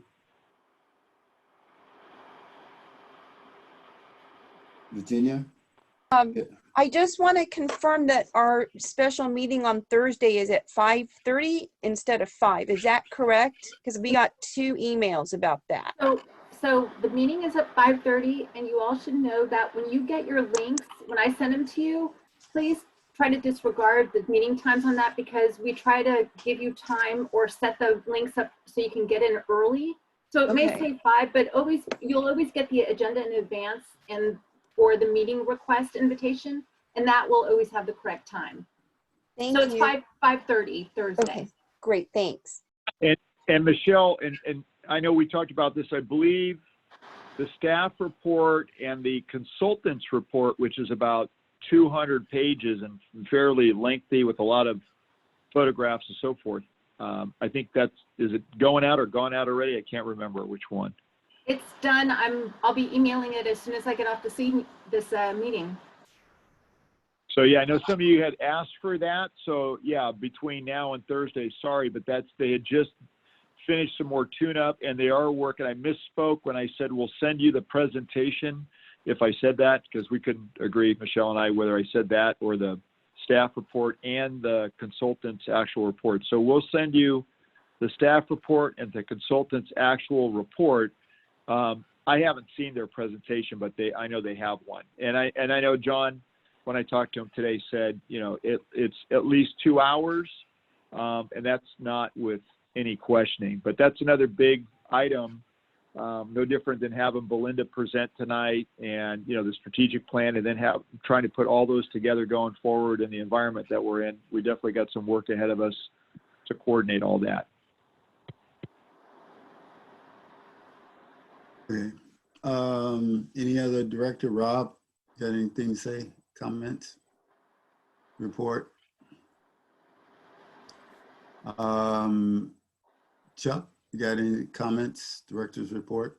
Yeah, I have 2 things. One is I've actually spent a lot of time over the last month on various volunteer things, both at the Willows neighborhood level, also at the Menlo Park MPC Ready level, East Palo Alto level, and then for CCM has had meetings. I've been involved in a lot of things and writing training materials and so forth. So that's what I've been up to. But I had made a request, and I know it was seconded by both Rob and Jim, to schedule the continuation of the chief's evaluation. And I was told that we were going to find a date that we could all attend. Were we going to try to do that on Thursday, or is there another date where that's going to happen? So Director, I had written the board, I don't know if you saw it in email after you'd written that, and said that I'll make sure that it goes on to the agenda setting meeting that we have coming up,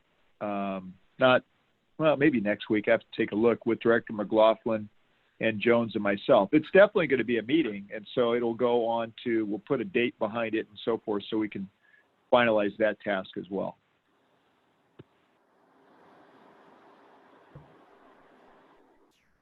Well, okay.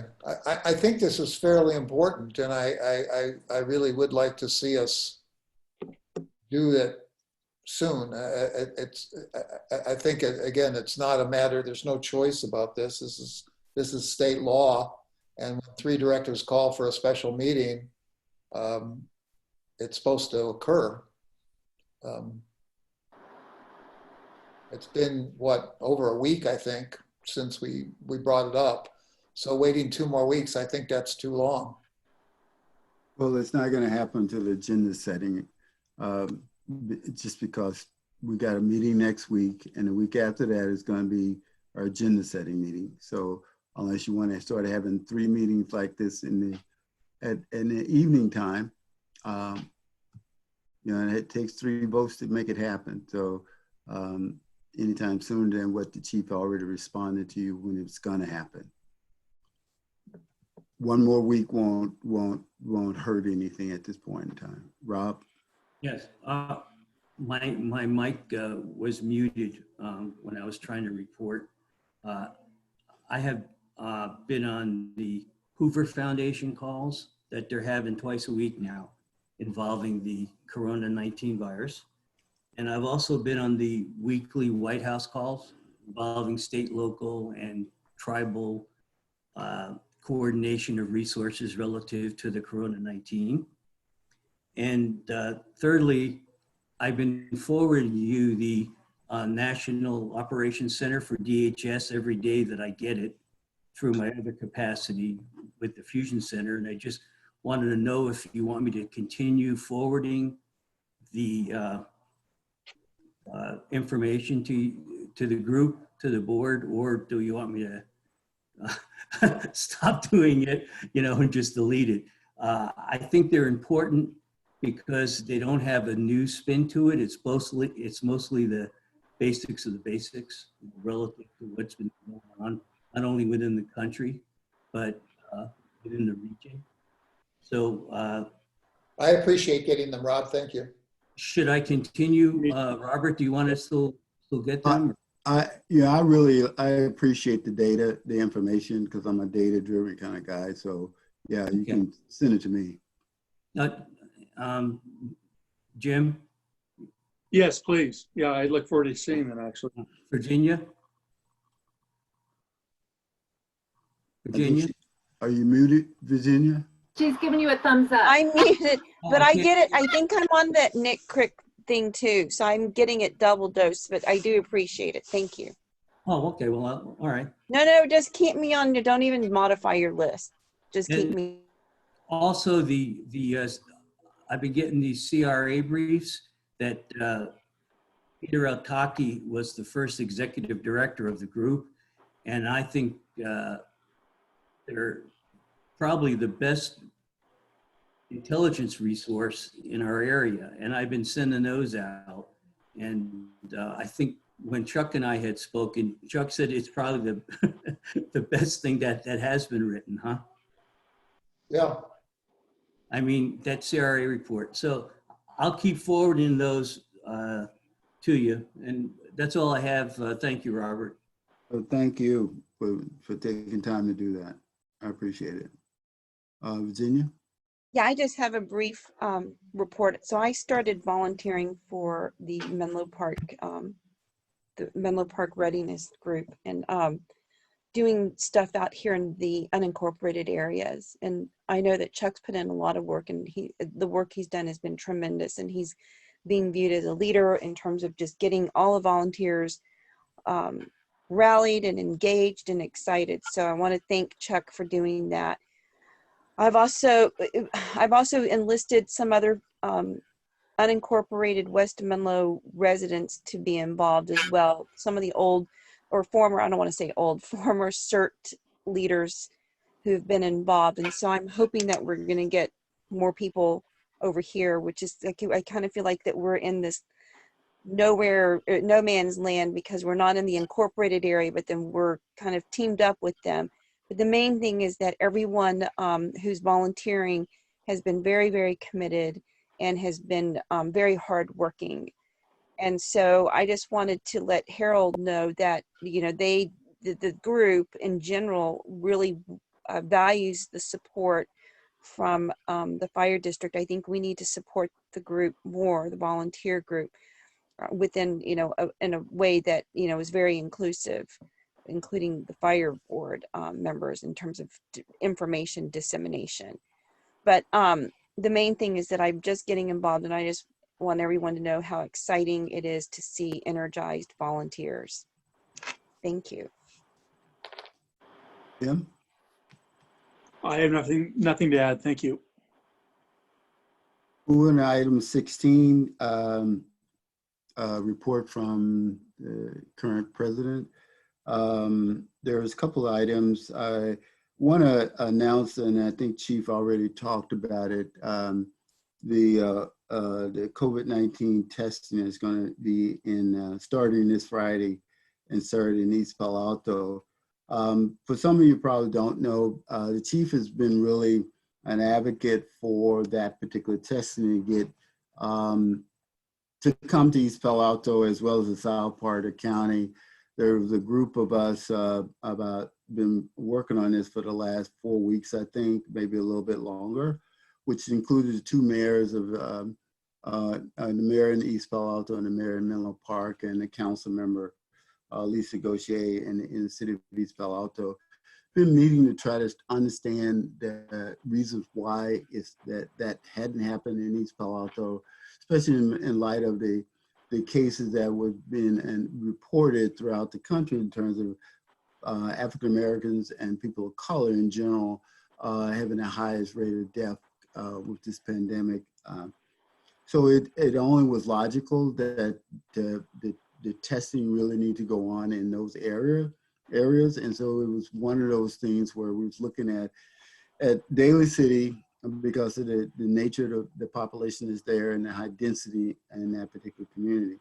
And the chief had done a lot of work, and I really want to commend and thank him for his hard work and effort and pushing, because everybody know in politics, it's not one person by themselves make things happen.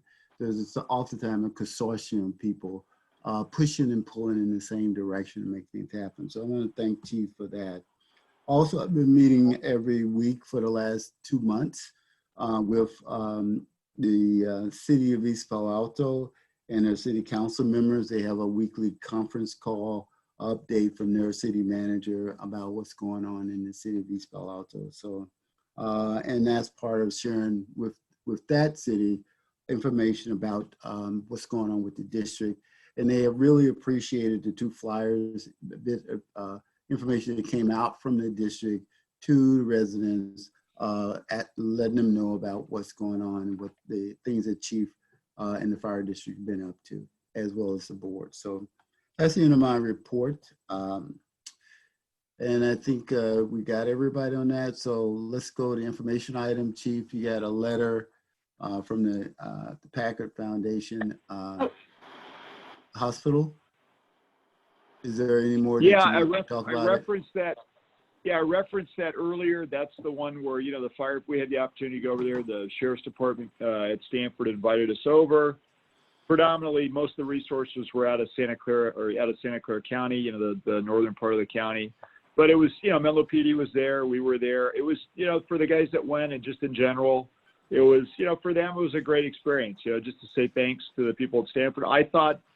I told Michelle I want to include the letter in the packet because I think it's a very nice, one of the more heartfelt letters I've seen in a while. And, you know, it's interesting that they're thanking us. I mean, you know, they didn't need to do that. I think we just tried to show some appreciation to them since that is primarily our base hospital, even though it's in another county, which is probably, it's a weird thing sometimes for us dealing with the county EMS and the health department because, you know, most of our work goes somewhere else, right? It's not in the county data system. It's not part of the county system.